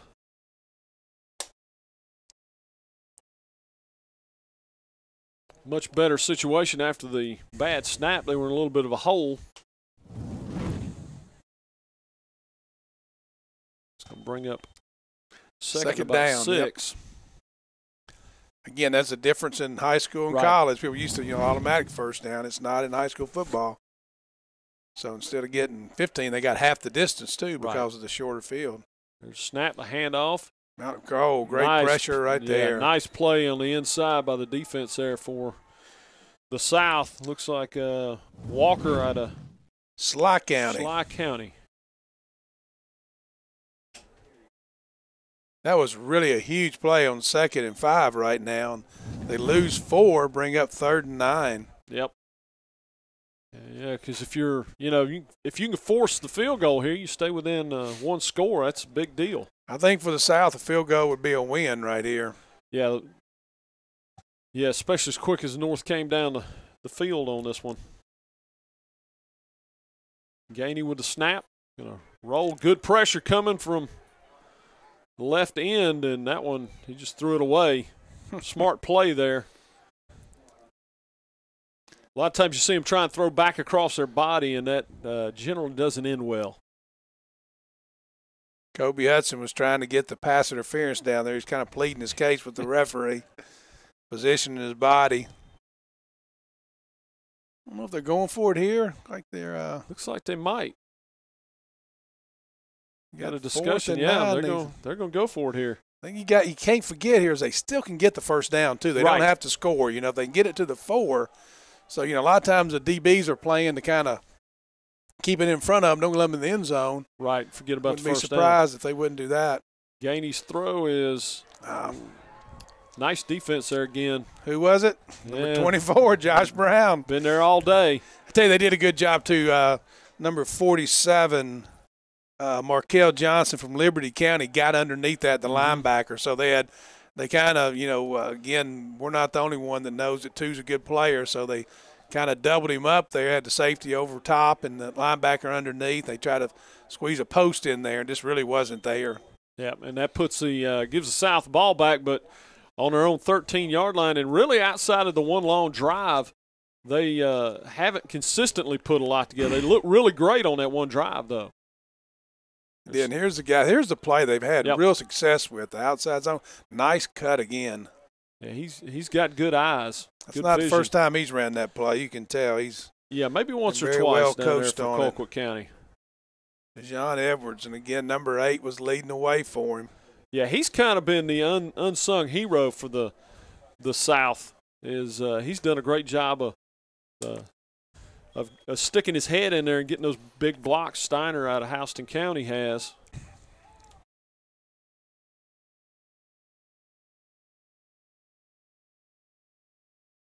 There's a snap, going to turn and hand to the tailback again. He's nice little jump cut back inside. And he got the first down. Yep, got what he needed.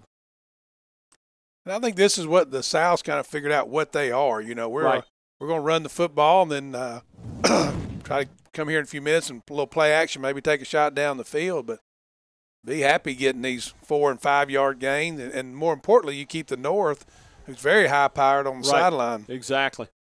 Steiner in the backfield, lone back there this time.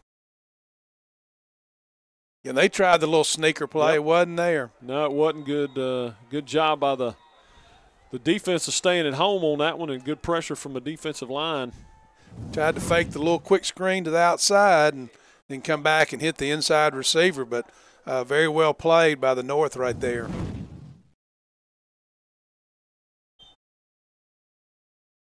That's going to bring now this is a situation the South isn't built for, right now. Exactly. The 2nd and 12, they really want to stay out of these situations, kind of we call it behind the chains, A little confusion on the defense.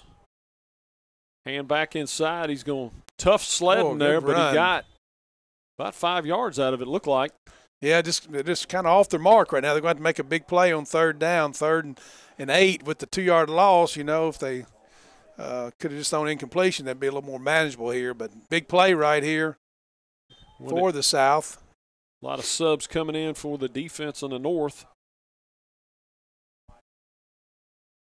Yeah, this, like you said, this kind of takes them out of what they've been successful at so far. There's a snap. Going to hit him right over the middle. Oh, almost intercepted off the hands. Should have been a reception there for the first down, but couldn't hold on to it, and then defensive back couldn't get it either. Seeing a lot of these receivers and DBs playing both ways, Yeah, that was Hudson. Couldn't come up with it for the North. About the only thing he hadn't come up with all day. That's right. And a really good job by the North. They didn't get any points out of that last drive, but they're able to hold. Give it 1 first down. Now they ought to have the ball in good field position. There's the punt. That's into the wind, and it is a pretty stout breeze. Got a short field for the North here, 45 yards. And they look to try and pad that lead. So, once again, Coach Glisson pushing all the right buttons so far today.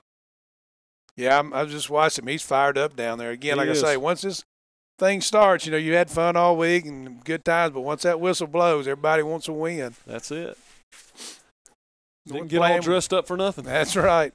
Got a tight end in the game. They haven't played a whole lot with a true inline. Going to try to run a little outside zone. Look at the corner. Nice job of getting the corner. It was theirs. The North or South couldn't keep contained there. Nice little run off the edge by O'Brien Barnett. Out of Clark Central. Clark Central. I told you he's been close all day, and he has. They set the edge for him there. He got on the edge and got a little room to run that time. You know, Clark Central, coached by David Perno, the old baseball coach at the University of Georgia. It was a lot of people didn't know he was a great high school football player, and went back to his alma mater and is coaching the football team there. Hardy takes the snap. Going to keep it this time. Play action off the same run, and great job. He put it on the ground. Looks like they may have called him down. I think they did. Check the replay on that. They may have got by on one there. That one was close. He's kind of carrying it like a loaf of bread. And at any rate, no replay in high school, thank goodness. I'm telling you, I know I keep saying this guy's name, but Josh Brown right there at the safety stayed home. They were trying to go with the fake the outside zone to the left and come back and throw a backside post, and he was right there on the man, which caused the quarterback had to pull it down. And that's going to bring up a 2nd and 12. There's a handoff and going back outside. The young man from Clark Central, nice little run there, tough sledding, but he got about 5 yards on the carry. O'Brien Barnett did. And a little RPO, had a screen set up on the back side over here and let the quarterback decide what to do, and he decided to give it on the run right there, like the look he got.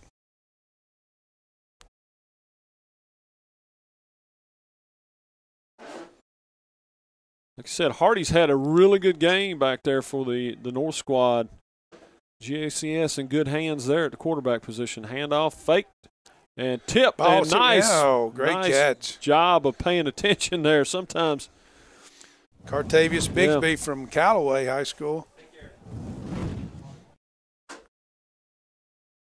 Getting a little bit of a low snap. Well, that's the earlier big play. They're going to call it just short, though. Came up about a yard short. Yep, it's going to bring up the 4th down, and looks like they're going to go again. Man, that was a great play by the defensive end, number 94 there, Tyler Scott of Jackson, getting his hand on the ball. And very big break right there for the North to come up with that one. Hardy takes a snap, going to hand off right up the middle. And good running right there. Sean Allen close, from Elbert County. I believe he got it. I believe he got it by about a half yard, looks like. He was in there driving his feet. I think he may have ran out of his shoe. It looks like they've already moved the change. Yep. That's right. He ran out of his shoe right there. Really good job. You can see him in there just driving his legs in the pile. And really smart running right there. You know, he knew what he needed to get. He saw it. He could get a yard. He wasn't going to try to do anything and take a chance of not getting it. And very good job.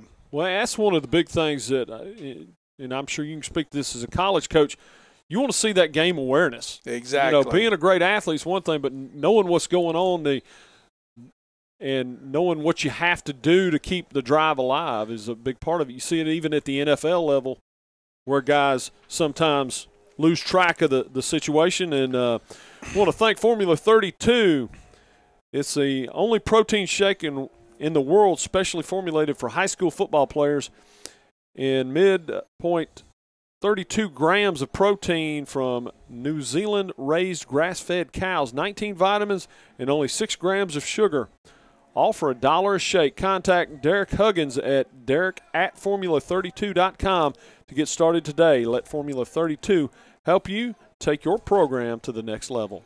Tell you what, I'm interested in that. Sounds like a really good product, and I'm like you. Anytime we can keep things in the state locally, the more power to it. Well, and the price point too. I mean, a lot of times, exactly, that has become such a big part of athletics across the board. Sometimes it just becomes unaffordable, and they've kind of come at it from the other angle. Got 3 receivers here to the right, one split out to the left. Low snap again, handled, one comes receiver up and throws. Oh, good play. That was a good one as he jumped the route there and slapped the ball away.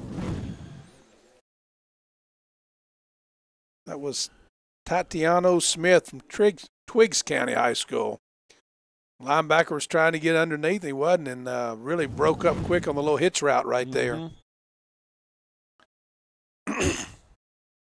Again, 3 receivers to the right. More of a Jackson one high safety snap. cover 3 look. Going to hit the man coming across the middle. Oh, and nice move. And in for the touchdown. Cartavius Bigsby, Callaway High School. Yep.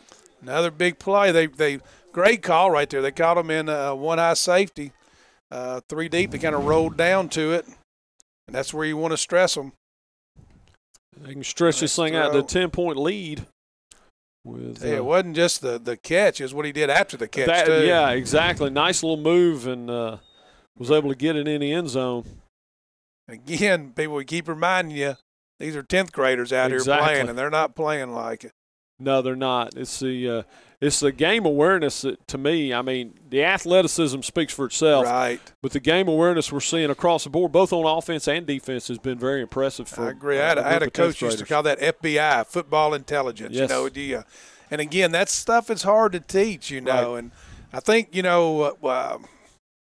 we've gotten away from it from kids not playing out in the yard as much, When growing up.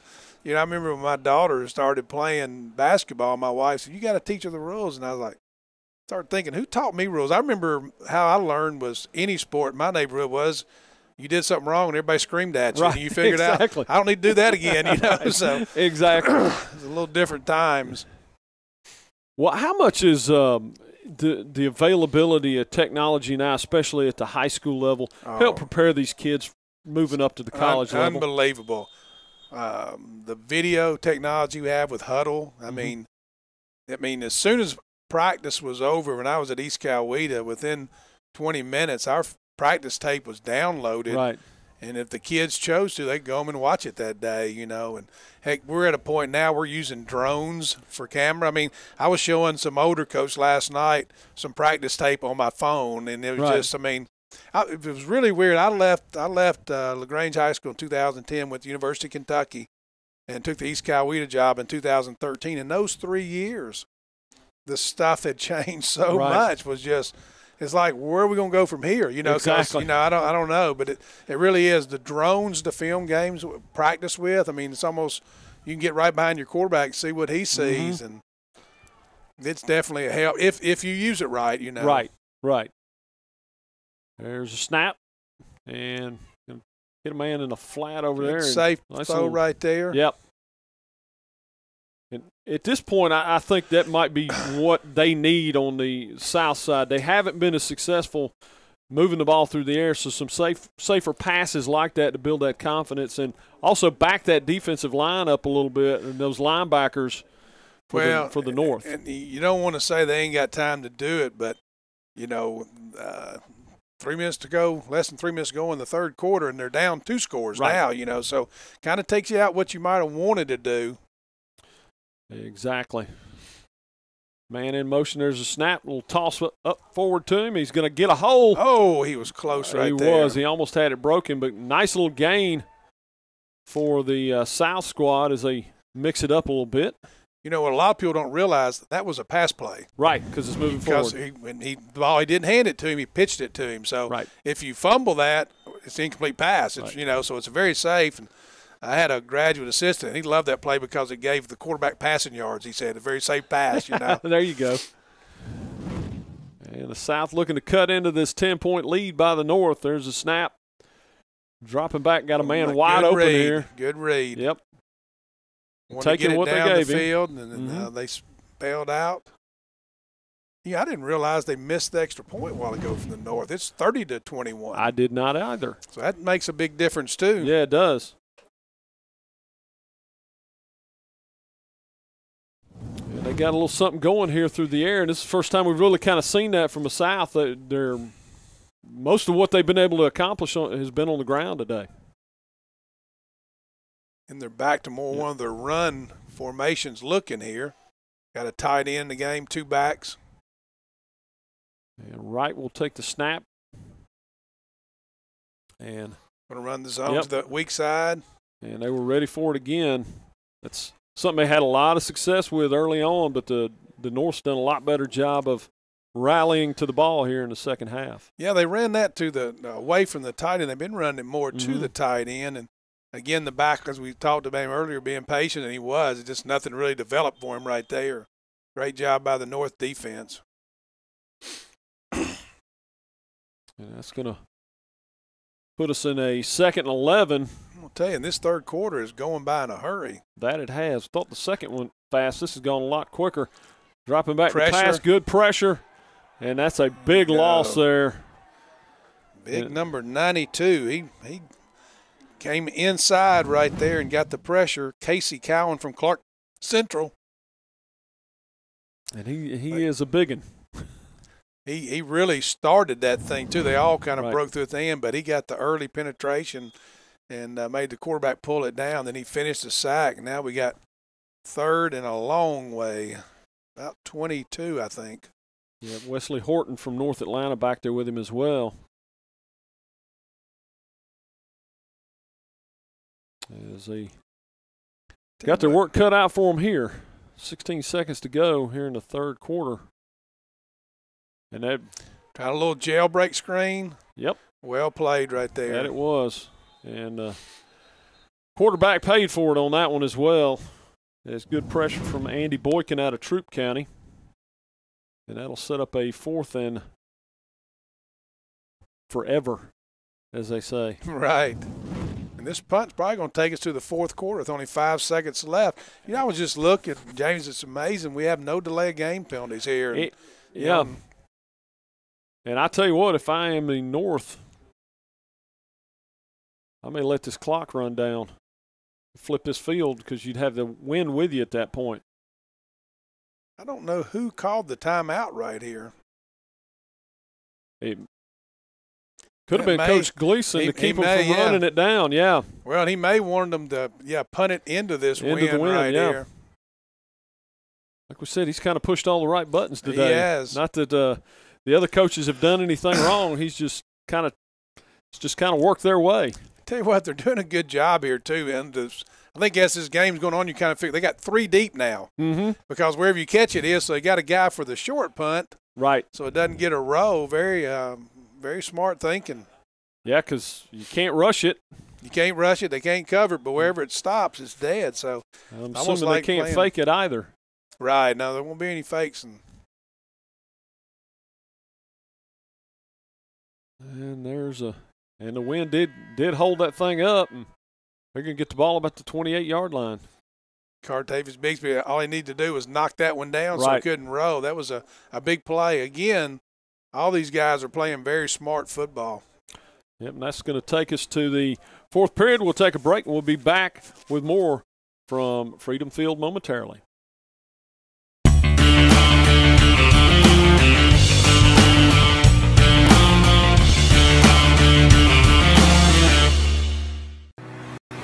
Here at the Vereen Center, we have a dedicated team of physical therapists, occupational therapists, and athletic trainers in the clinic and out on the fields, serving approximately 3,000 athletes, evaluated 3,583 injuries, getting athletes back in the game. Heal better, recover faster at the Vereen Center.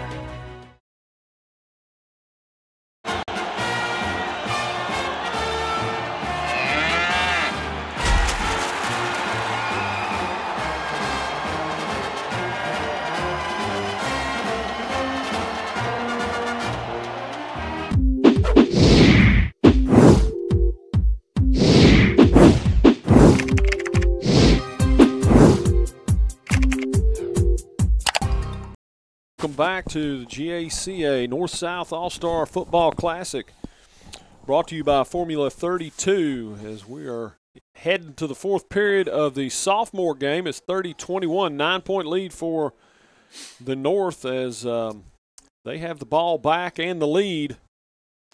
And I think Coach Gleason played it right by calling the timeout there right before the end of the period, making them kick into the wind. Yeah, they're not going to take the foot off the pedal, though, or they took a shot right there at it. Got a tight end in the game. They've been mostly four wides, but they're playing a little more tight end right now. And it is a 2nd and 10 now from their own 28.5-yard line. Going to run the little handoff to play. Yep. Good Brian job Barnett. by the South. Tell you what, these sophomores have set the bar high for the juniors and seniors. That they have. Very impressive showing so far. Been a very clean game for an all-star game with 3 practices, and that's a tough thing to pull off. And again, you brought it up earlier. I was talking to Chad Campbell, Peach County, who's coaching, and I said, man, it's amazing, because I was amazed the year I coached and how much we could put in 3 practices, and he said it's just amazing how intelligent the kid footballing, like you said, their knowledge of the game. There's a snap handoff. Barnett again. This time he's got a little bit more room. Again, I think that was a good decision by Coach Gleason from Troop right there, not to try to force anything, turn the football over. See what he does here. 4th and 2. I think he's probably going to let a little clock run out here. That would be my guess. And now he's punting into the wind. Yeah, he just wanted to let a little time run off.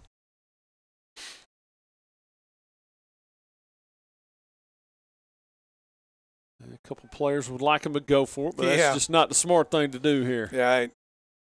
Your defense has played so well, with the exception of that one drive where, I'll tell you what, the South's nice punt. It was. They're going to take it at 35-yard line. Yeah, good job there by the punter, Joseph Wires from Hateville Charter. It's only about a 27-yarder, but high and into the wind right there, Yeah, because it's still blowing pretty good, and we've seen it slap them down pretty good.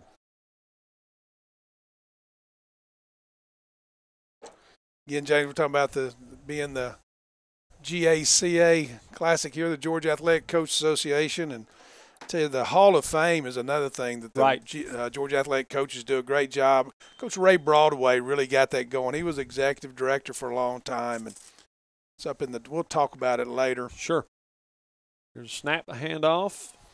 Right up the middle, nice move. A couple nice cuts in there by the young man from Colquitt County, DeJohn Edwards. Like you said earlier, really patient right there. He kind of hesitated, saw the opening, and then when he saw it, he exploded.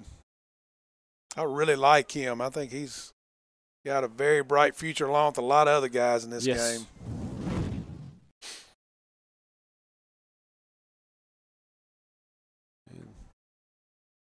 There's a snap, fumbled, and did the smart thing and fell on it, because I tell you what, if he'd have tried to pick that up, it's probably a North ball. And I didn't realize that was 2nd and short. He didn't get the first. I thought he got the first down, so that was really a tough play right there. Yep. Brings up a huge 3rd and 3 right now. Right. But I think if the quarterback had tried to pick that one up, I think it would have been a disaster. Oh, yeah, no doubt. Once again, that football IQ. Right, going back to the little Wildcat here again. Looked like he was going to throw it. Great job by the defense. Great job. They just tried to trick them a little bit there, and they didn't bite.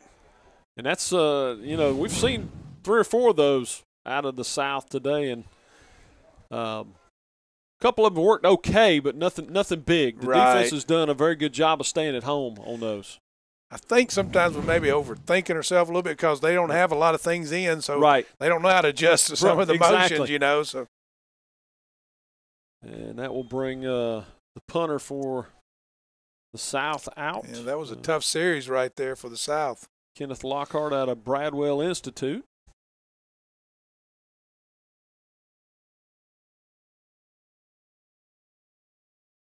Nice punt. Give it to him on the 35-yard line. And all the people that wanted Coach Glisson to go for it last time, they see why he didn't right there. Got the ball back almost where they had it. Got it back with the good thing is with 8:07 left in the game and a 9-point lead. That's it. That's it. Got to coach it smart sometimes. Yeah, you talking about the Georgia Athletic Coach Association Hall of Fame. It's in Dalton, Georgia, and there's a ceremony every summer. It's usually the first Saturday in June. This year it's June the 2nd at the Dalton Convention Center.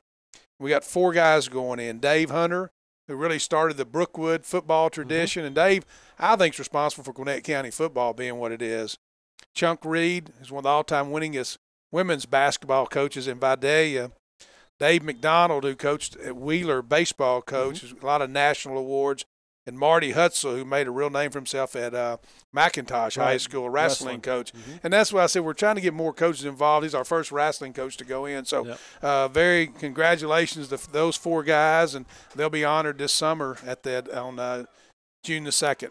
Yeah, my younger brother actually wrestled for Coach Hutzel. He did a great job there for a long He time. really did. And started that program over there. Right. Yeah, so we're looking at a 2nd and long here for 2nd and 8 for the North squad. Of course, they're content to run some clock here. Handoff inside move. Right up the middle. Nice run. Great blocking in the center of the line there for the North. Sean Allen from Elbert County. He's had a couple big runs. That was the biggest one he's really hit today. And a good job by the quarterback. He snapped the ball 4 seconds to go on the play clock. Right. So they're obviously not in a hurry right now. They'll be content running the football. But I'm telling you, I've watched Troop play a couple times. Don't be surprised if he doesn't take a shot down the field. And Williams and Rucker really opened a big hole up there in the middle for him to run through. There's a snap. Take his time and shooting downfield a little off target that time. Well defended, though. He really didn't have. Yeah, I tell you, I think if he could have got the ball outside, though, he had a step on him there. He got smacked. He took pretty a shot good at the end of that one. Yeah. Again, I think they tried to get him thinking, hey, we're going to run this clock out, and when they did, they wanted to take a shot deep. I think you'll see them run the football here the next 2 plays. They've got a 2nd and 10. Yeah, they've been a little bit more effective now here late in the ball game running it. Snap. Fake the handoff. I was wrong, wasn't I? Yeah, hit the man in the flat for about 4 yards. That has kind of been their run. That's the good thing about safe throw. It keeps the clock running. And he's made such good decisions with the ball. Really has. I think a different quarterback, you might not want to go that route, but he's really been smart with the ball all day. Tell you what, since coaching college football, I really would like to see high school go to that 40-second clock when as soon as the ball's – because that ball took forever for them to get spotted there in the middle of the field, and now, they probably about 15 more seconds, they were able to run off right here. There's Snap will got some room kick outside. It outside, and he's got some room to run out there, and there he goes down the sideline to the 25-yard line, knocked out of bounds there. You'd like to stay in bounds, but you got a first down, so that's huge right there. That was Malachi Webb, I believe, on the run that time. Dade County. He's having a really good game.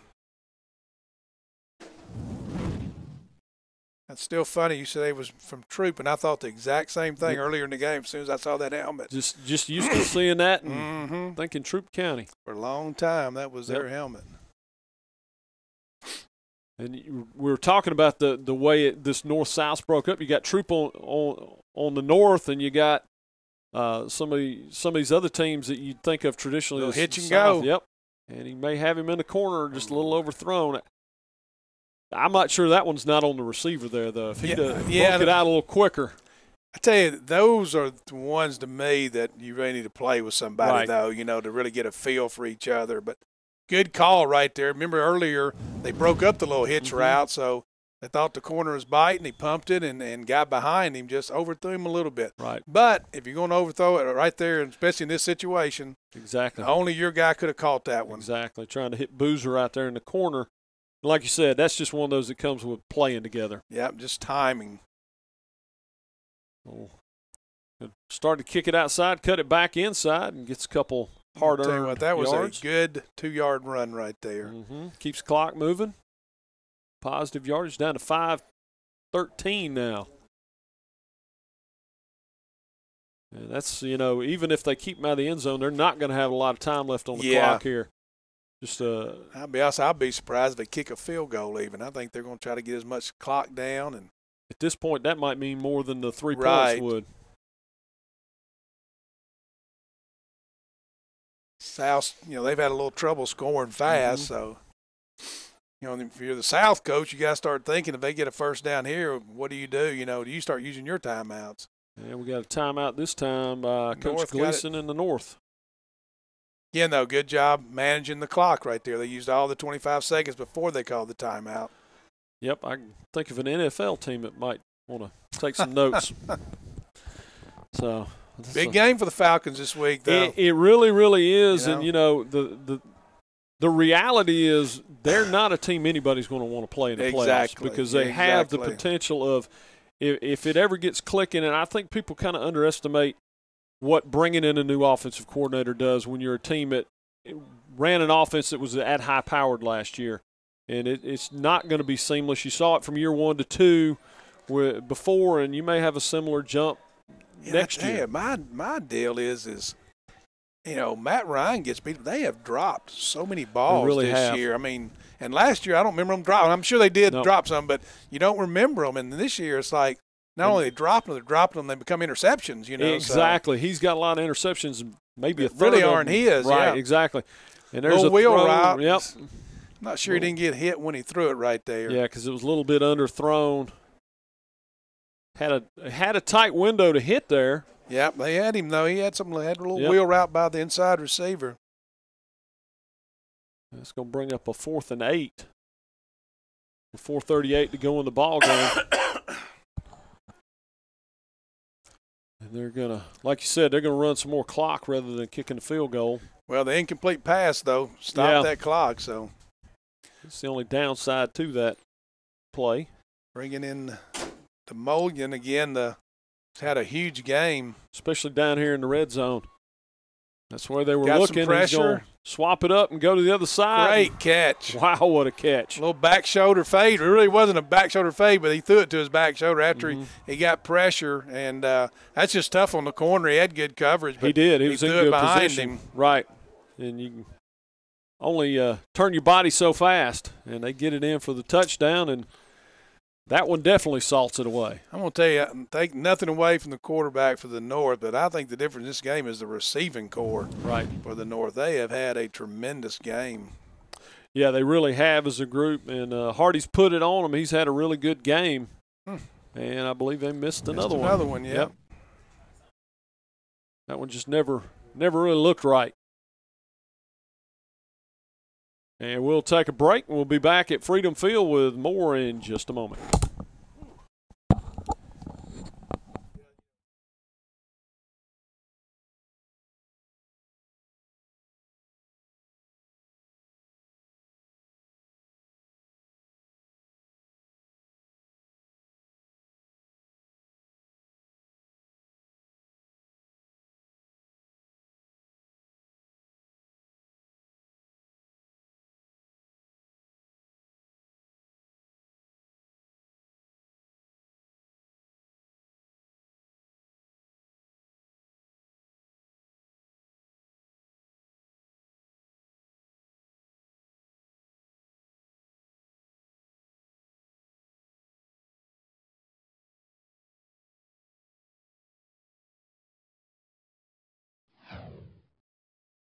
Sophomore game, and we have a 36-21 lead for the North. Just like I said, James, it's going to be a defensive game here, low scoring, and it started out that way, and then teams kind of calmed down and got in a rhythm, and you had some turnovers that kind of lubricated the offenses, and once they got them rolling, the North really hadn't slowed down. Like you said, the receivers for the North across the board have been great. Jackson Hardy has kind of been a standout getting the ball to him. And outside of the one drive where the South offense really had it clicking, the North defense has been pretty dominant. There's a snap. He's going to drop and try and hit a man streaking down the hash marks, and they got him. Great catch. Big-time catch there for Noah Whittington out of Peach County.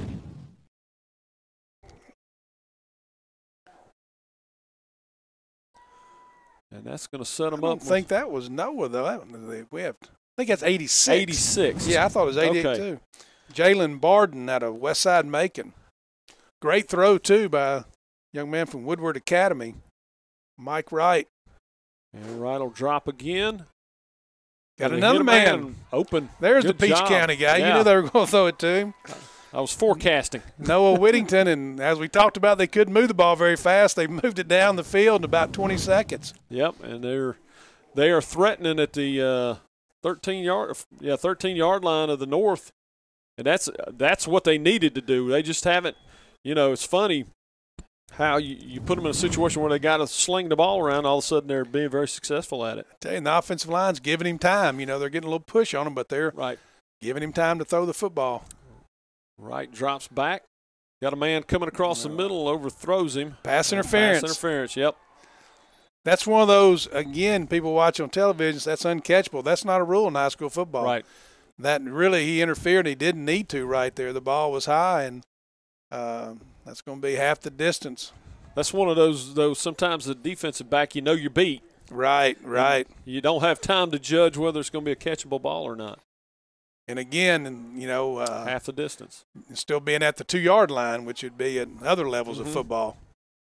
Repeat first down, so now you got 1st and 5 with a chance to get a first down and not score still.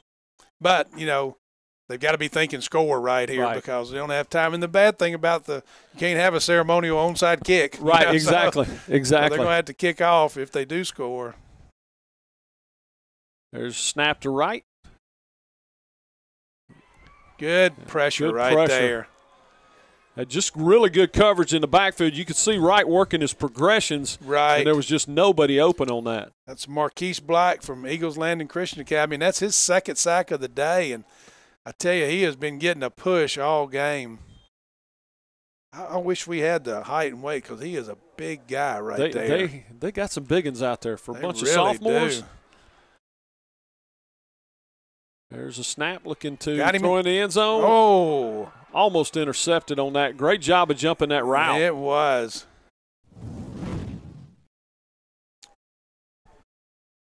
And that was Chase Watson from Gainesville. I knew that was a Gainesville helmet. Very good program up there with Coach Bruce Miller. I know they're awful proud of Deshaun Watson winning the national championship there. And he just hated he got hurt. Off to a great professional career. Mm-hmm. You figure he's got a good one ahead of him. Right screen dropping. Setting up. Yep. Showing nice movement back there, but just way too much pressure from a defense of the North. I tell you, I didn't see who was supposed to get the screen. I don't know if they had a bust. The lineman turned them loose, but there was nobody. I think that was one of the plays that they probably put in, didn't rep that one very much. Right. That was Chris Buckner on the tackle there from. I thought that was a pretty good call. They got the line back there and had guys downfield to block. There was nobody to throw the screen to. 4th down. Yep. Do or die now. They came right down the field, but they bowed their neck when they got down there, going to try and hit the corner. And that one tapped up and intercepted. Oh, great play off the tip ball. That was Phillip Webb from Lanier. Ball was broken up by Chase Watson from Gainesville. The old tip drill. Yep. And that was a catch, too. Yep, it was. And we hadn't called those defensive backs' names much today because they've done such a good job. Right. And that corner was all over him. The safety played it, and again, great hustle to the football right there by the linebacker. And you really saw the difference. The defensive line really ratcheted up the pressure once they got inside the red zone. And when you turn somebody one-dimensional, it's a lot easier. In that situation, 4th and long, they got to throw the football. And here they come again, and we'll see what they want to do with 2:22 And 2 backs in the game. Yeah. They haven't done much of that. So nice run right up the middle for about 7 yards. I don't think we'll see another pass. Probably not. As O'Brien Barnett, Clark Central. Might see him carry the ball the rest of the way out here with 2:02 and counting in a 15-point ball game. And I tell you, the defense will be looking to strip the ball and trying to make something happen. Right. Had a lot of time left on the clock. Good job by the quarterback. Clock's down to 10 seconds here. There's a handoff to Barnett again. It's going to be first down. It is. Yeah, he's getting some tough yards running in there. That's probably your ball game right there. They may be getting the victory formation here and just take a knee a couple times.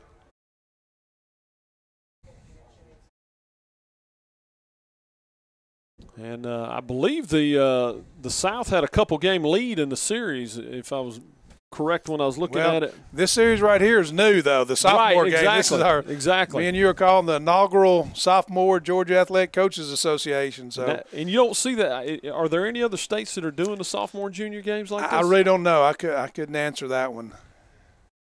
Well, I was wrong about throwing the ball, wasn't I? Yep. Well, when you can, and then he ran out of bounds. Yeah, that might be the first time we've seen somebody not be game aware all day. I'm going to tell you, I'm not going to accuse Coach Glisson anything, but that was a Troup County young man he got the ball to. And you know, that's your guy, Luke Purnell from Troup County. We hadn't had a chance to call his name, so why not give him a shot? Huh. I think I coached his dad. I think it's maybe Paul Purnell. I think he had a son playing over there. A good player for me at LaGrange a long time ago. That's when you know you're getting old, isn't it? When you got your – Well, like I was telling you off air, I did the Noonan East Coweta softball game. We're going to roll him out and throw again. And I coached at least half those girls when they were 6. Right. So, yeah, it kind of makes you feel a little old. I'm going to tell you what, they were an impressive softball team. And the scary part about them is they only had 3 seniors. Right. So I know when my last year there, they had 3 Division I pitchers already. They were a 9th, 10th, and 11th graders, so they got 2 of them back. Right. So it'll be interesting to see if they can repeat as they got that. And they shut out about 2/3 of their opponents this past year. So just really, really impressive. I'd like to say they're not going to throw it, but I have no idea. They're going to hand it off this time. And Sean Allen from Elberton. He almost broke it. He's about 1 player away from taking it to the house. I know Coach Sid Fritz got to be excited about having that young man for 2 more years. Absolutely. Well, that's the thing. I think if they choose to, that may have been the last play of the game. Yeah, I don't. The clock is at 21, and they haven't started the play clock, so we've probably seen the last play. Yeah, I don't see anybody calling a timeout here at this point, and it looks like it's going to be a 15-point victory for the North in the inaugural sophomore All-Star Classic. You know, you like winning the game, but about 2 or 3 minutes, those South kids are going to forget that. They're just going to be proud that they were in the game, and hopefully they all had a great experience, and they'll want to come back and be a part of it next year. You know? Right, and it's not like this wasn't a blowout ball game. No, it wasn't. It was really very wasn't. competitive ball game, and you know, that, like you said, it's more about the experience than taking home the victory. Exactly, and it is a great experience for these kids, and it should be a motivating factor, and that's what you hope you take it back from is that, hey, yeah, I made the All-Star team as a sophomore, but there is a lot down the road. And I had an opportunity to talk to all the teams last night, and that's what I tried to talk to them about. Don't be satisfied where you're at. Where are you going to be, you know, and you know, the importance of academics and everything of going to where you want to be. But I tell you what, there's a lot of very talented, we say young guys, but really young guys these here. really are young guys. You know. And it's got to be a neat experience, especially for the kids coming out of lower classifications. No doubt. To get to play on a field because a lot of times they are a lot better than virtually everybody on the field with them. Exactly. So to be on more of a par with their peers, I think that's got to be and it tells you a little bit. Where are you? You know, hey, you know, I've got to work a little harder and get a little stronger. And when the college coaches have to love this as well because it gives them a little bit better read on. Sometimes they can be a little shy about going after the kid from a single A school if the competition level, but when you can get to see them play on a field like this, that gives you a little better read. No doubt. James, I'd love to know, how many of these kids have driver's license we're watching right here? Yeah, I got to think, my sophomore year, I didn't get mine until February. So right, I bet exactly. we're watching 15-year-olds exactly. play and just they don't look like 15-year-olds. They sure don't. I tell you, I'm really, really impressed with the talent level here today. If 15-year-olds had looked like that when I was in high school, I don't know if I'd have gotten on the field. So, it's been a pleasure. 36-21 victory for the North in the sophomore game. And Steve enjoyed calling the game with you. I enjoyed it, and thanks again to Formula 32. Absolutely. Without them, we wouldn't be having this stream broadcast. And this is something these kids can watch. Go and watch themselves and their parents. And the good thing is, if your grandparent may live in Tennessee and couldn't get down, and they have an opportunity to watch the game. And you can go to the website for Southland Sports TV. They will have these archives, so you can go back and watch them. You can even purchase a copy of the video if you'd like to. And of course, you see both teams getting together down there, and that's what this is all about. Is that brotherhood? No doubt. And it's been and it's turned into a very nice day out here. Sun's coming out. If that wind dies down, it's going to be a really nice day. Yeah, it absolutely will be, and it's been a lot of fun. Remind people again, you got the Hall of Fame. And Georgia Athletic Coach Hall of Fame will be on June the 2nd up in Dalton at the Convention Center there, and Dave Hunter's going in football. We got Chunk Reed in basketball. Marty Hutzel, our first wrestling person, going in, and then Dave McDonald in baseball. So we feel like we've got a really good group of guys going in. And if you ever get a chance, it's on the exit up there in Dalton. He'll say Georgia Athletic Coach Station Hall of Fame. You can pull off. It's not a half a mile off the interstate and go in that. They're calling it the Dalton Convention. It used to be the Northwest Georgia Trade Center. Gotcha. On the bottom floor in that lobby, the beautiful plaques put up there, and there's a bust of Coach Ray Broadway, who that was always his dream to get it started, and before he retired, he got it started, and it's a great tradition we have here in Georgia now. Well, that is awesome. I want to remind you the juniors game will be coming up at 3 p.m. Eastern Time. Hope you will join us for that one as well. For James O'Brien and Steve Pardue, it has been a pleasure to call the first inaugural sophomore GACA North-South All-Star Football Classic. And I think that's going to do it for us from here in Warner Robins, Georgia, and Freedom Field.